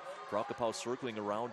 She's approaching that pack as the Grand Raggidy jammer is turned loose. Yeah, we got a failure to reform there, so Freight Train going to be going to the penalty box for Brewcity. Call off by 56 Frau Kapow. And Frau Kapow got herself 2 points in that altercation. You know, you were talking earlier about these kind of momentum shifts. One team will dominate for a few minutes, and then the next team will dominate for a few minutes. That's 5 lead jams in a row now for Brewcity. So that is their term right now at the craps table, and they are rolling the numbers they need to roll. I was thinking more like the cycles of capitalism, but I like yours better. Going to be a 47-point lead right now for Brewcity. They're going to be sending number 1789 to the notorious RED jammer line. That is Stormin DeCastle. She is paired up with number 35, Extreme Tack, once again for Grand Raggidy. Great effort by Bette Mangler there to try to draw the track cut, but it didn't happen. A nice hit there by Latina Heat. She's been playing very valuable defense there. But Latina Heat heading off to the Potawatomi Hotel and Casino penalty box for a back block. That's going to be actually Extreme Tack also as well for Grand Raggidy. Got a back block on that. Well, that's good if you're a Brewcity Bruisers fan because that is a Sakatumi Power Jam. I went and checked out those socks earlier. They're really kind of cool. Everything you could need. Everything I can need in a sock. Well, speaking of socking it to me, Grand Raggidy's 2 foremost defenders socking it to is Stormin DeCastle. Stormin DeCastle now pierces that binary system, gets free. That ought to be and is a Rydell Skates Grand Slam. Brewcity Bruisers. Yeah, and that lead growing now. Brewcity starting to get in control of this bout, putting the points up on the board. 5 more Rydell Skate Grand Slam points going up as Freight Train chases out Extreme Tack. Man, she's fast. And indeed she is. The Sakatumi Power Jam is concluded, which is why we have a jam call off. 2 more points for Brewcity, however. 147 to 88 is going to be our score. Under 14 minutes to go. Hokie smokes. This game is just whipping by. Yeah, this is, I believe I saw the number. This is game number 44 of the weekend, the final one of the 6th annual Midwest Brewhaha. And as you said, June 3rd through the 6th next year will be the date 2016. I applaud the fact that in Milwaukee, Wisconsin, they have the number of games in the tournament that is equal to Hank Aaron's jersey number. I also like the fact that if you add up the last 2 digits of the year, you know which one you're in. That is fabulous. Right now we've got Zote, jammer of record for Brewcity. We've got Jinja Ninja, the jammer for Grand Raggidy. Garden Hoe. Jinja Ninja bursts free. She is your lead jammer for Grand Raggidy. And she used her speed, but she has to get buy Garden Hoe a drink tonight for helping her clear out of there, because Garden Hoe just plowed the way. Oh, but she's going to end up with a track cut. And that happened right when Brewcity's jammer was vacating the pack. So now it is a Sakatumi power jam for Zote and the Brewcity Bruisers. Seems that every time Grand Raggidy gets a break, they kind of shoot themselves in the foot and have to take 2 steps backwards, Rev. And speaking of taking 2 steps backwards, Zote is not. She is going forwards, or at least she was trying to. Now she might be taking a semi-step backwards after scoring a Rydell Skates Grand Slam earlier. She is looking for her second of the same. Puss in Boots now getting put into the penalty box. And Zote manages to spin around Garden Hoe, but unfortunately when she does that, she has nowhere to go but out of bounds, has to reset. Nice balance there. Garden Hoe with a final hit to knock her down and out of bounds. Garden Hoe just laying the hits down. We're going to have to call her Ryan Seacrest tonight. I am too old to understand who the heck you mean. How about if I said Casey Kasem? Oh, Shaggy from Scooby-Doo. There you go. And we have got 4 points scored by the Grand Raggidy jammer, Jinja Ninja, who is now re-entering the pack. And she weaves her way through, but can't get past that one blocker. We got other white meat, and we have the pivot for Brewcity. Raina Payne.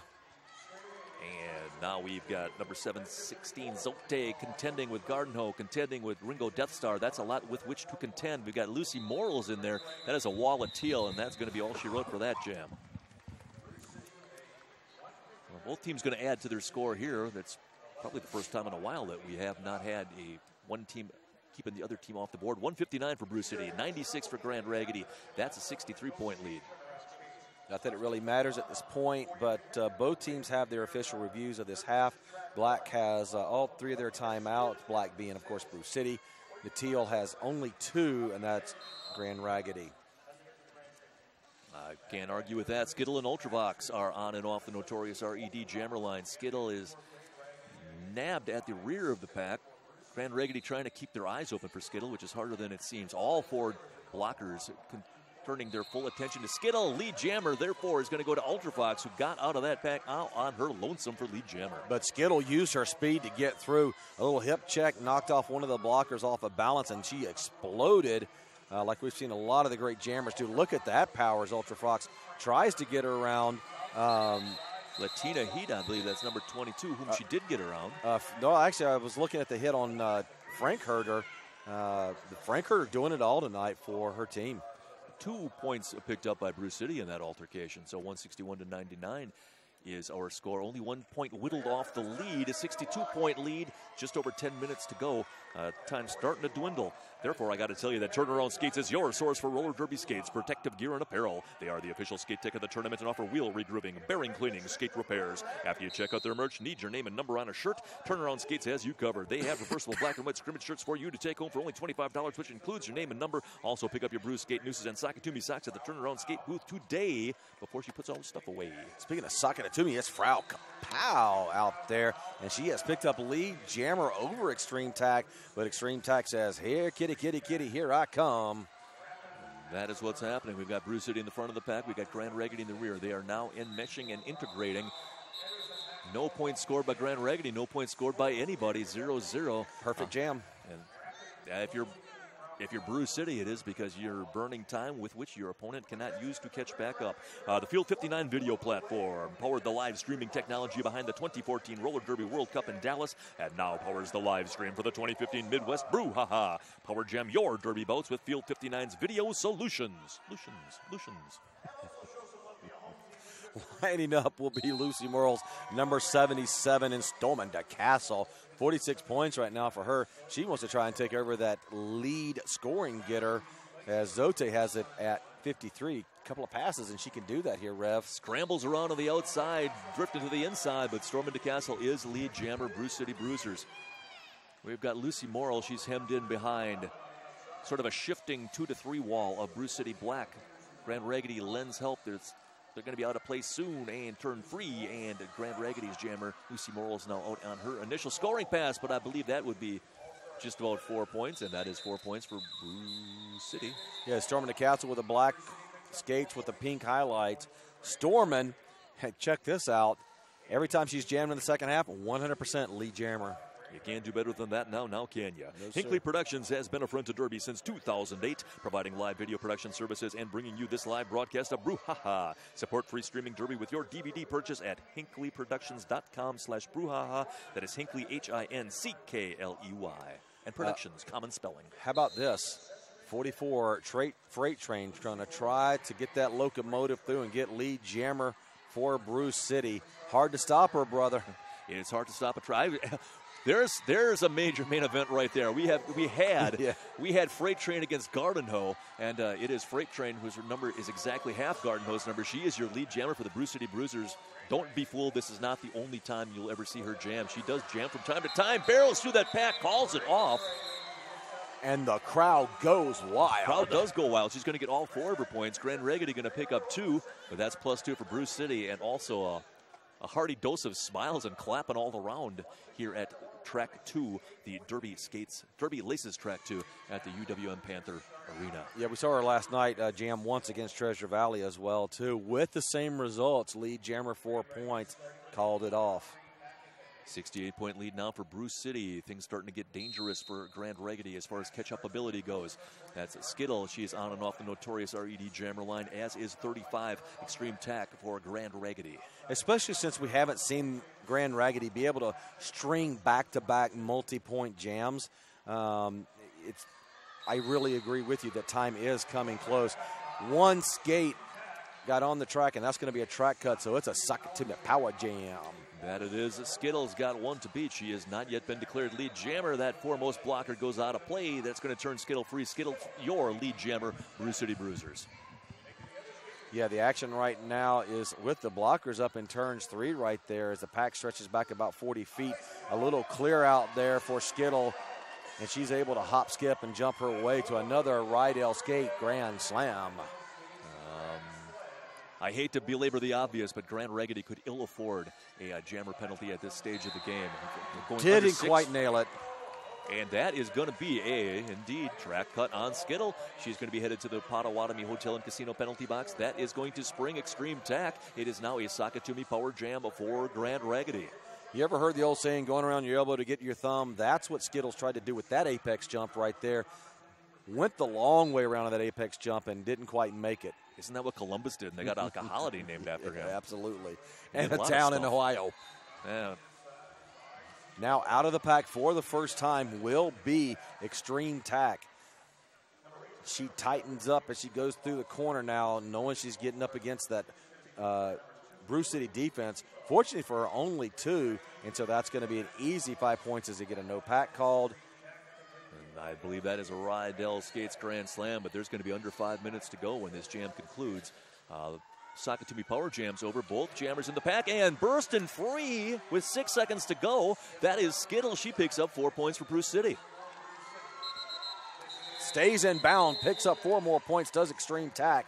So match that 4 points that was just thrown up there. At this point in time, I think Brewcity will throw up happy tears of rainbow-colored joy if they can just trade points with Grand Raggidy for the duration of the bout, which is only 4.5 minutes on the game clock.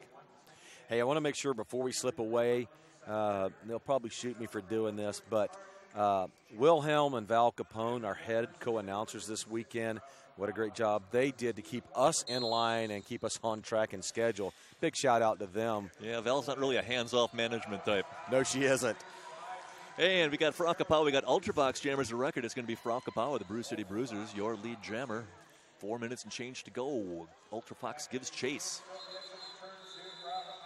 Ultravox catches no one. And Frau Kapow is going to catch a single point and chase excellence in the process. Starting close and clean on the Notorious RED Jammer line. Notorious by Notorious Red. Smell clean even if you play dirty. Get it here at Brouhaha at the Derby 4 All booth or order online. Probably a better bet at this late date at notoriousred.com. Yeah, we haven't seen any dirty play from either one of these teams tonight, and that's good. But I'm sure their gear is nice and sweaty because they've been playing hard. I would like to think that causality does not imply correlation, or correlation does not imply causality. Or maybe it does, actually. 3.5 minutes to go. Brewcity up by 69 points. How about Lucy Morrill's jamming right now for Grand Raggidy, storming to Castle with 50 points at jamming for Brewcity. Gardenhoe going to be taking a seat in the Potawatomi Hotel and Casino penalty box. You got it. Neither jammer able to get an advantage right now. That's because Frau Kapow starting in the penalty box. And that led to a Sakatumi power jam for Grand Raggidy, but that ship has sailed. Both jammers reloading and squirting free on the inside, and lead jammer. That is Lucy Morrells of Grand Raggidy.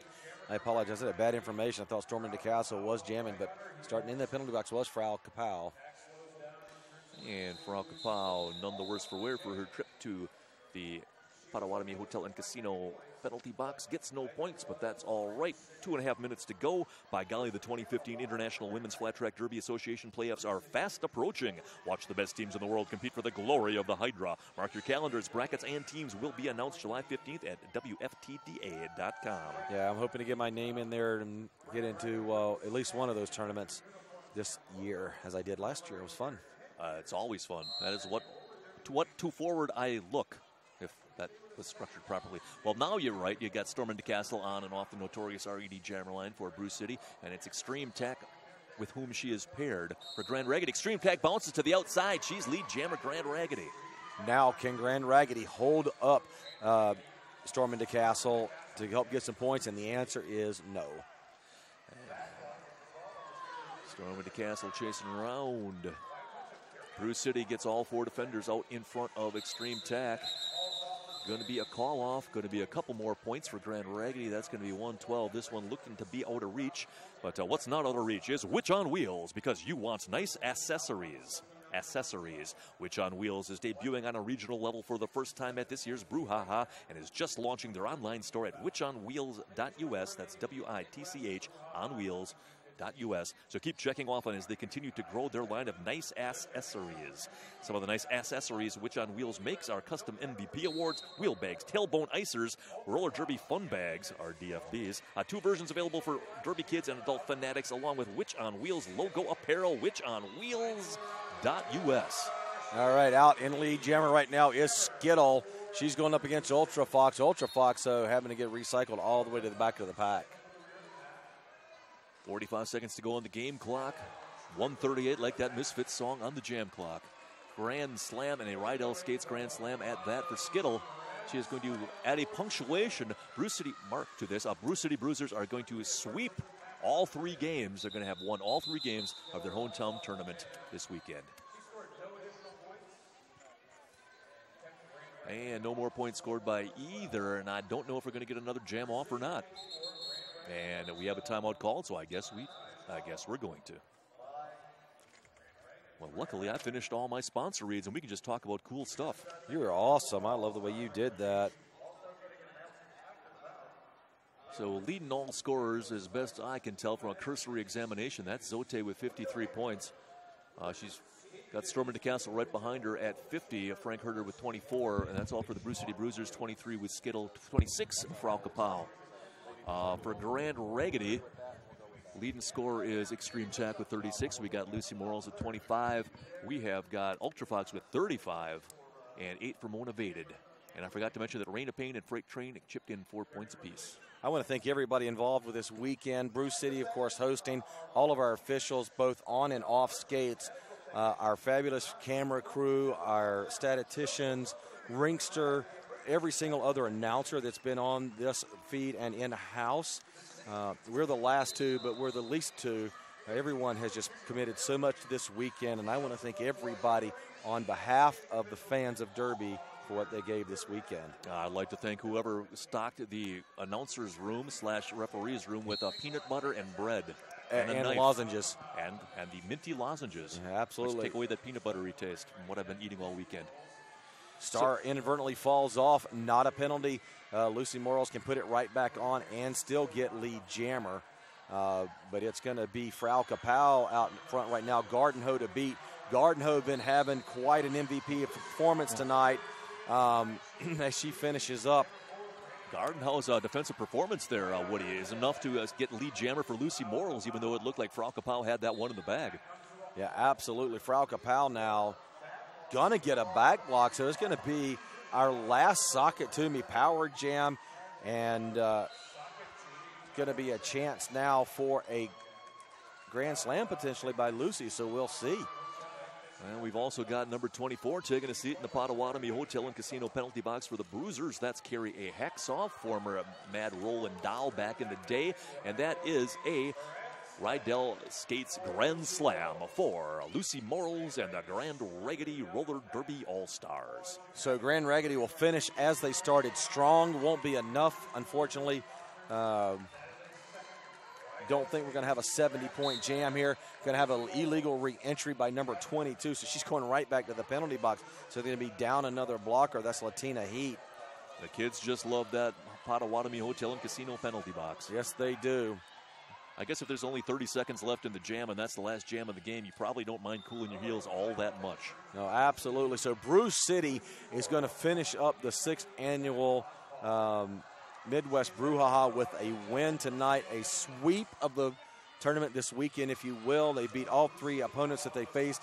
The first 2 in extremely close bouts. The first one against North Star came down to the final jam. The one against Treasure Valley came down to the last 2 jams, and this one was decided pretty early in the second half, and you hear that the crowd is clapping and applauding, and that is how it's going to end this year, my friend. That was... what do we got here? We got a 57-point victory for Brewcity unofficially. It felt like it was a lot closer game than it really was. Both teams had moments of brilliance, long patches, extended stretches of brilliance, but nobody really could step on the other team's neck and put them away. I had a blast announcing this game. Fast-moving game. They were behind on time. I don't think they are anymore. I had a heck of a time. Yeah, so it looks like it's going to be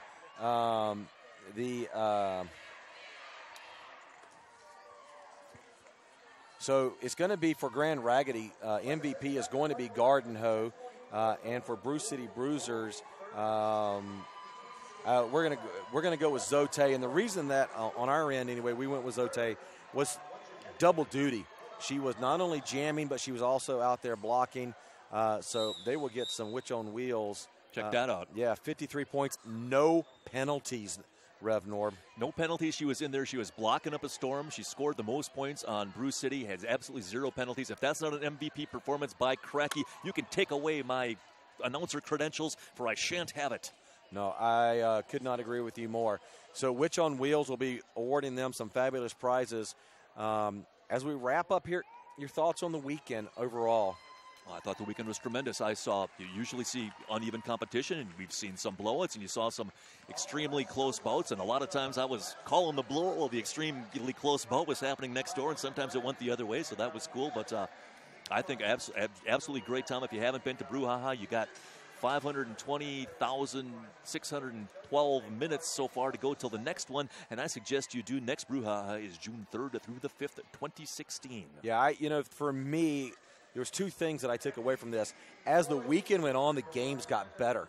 We saw tighter games today, and it was much better. And skaters, skating on 3 days. The other thing for me, too, was we got to see MRDA bouts.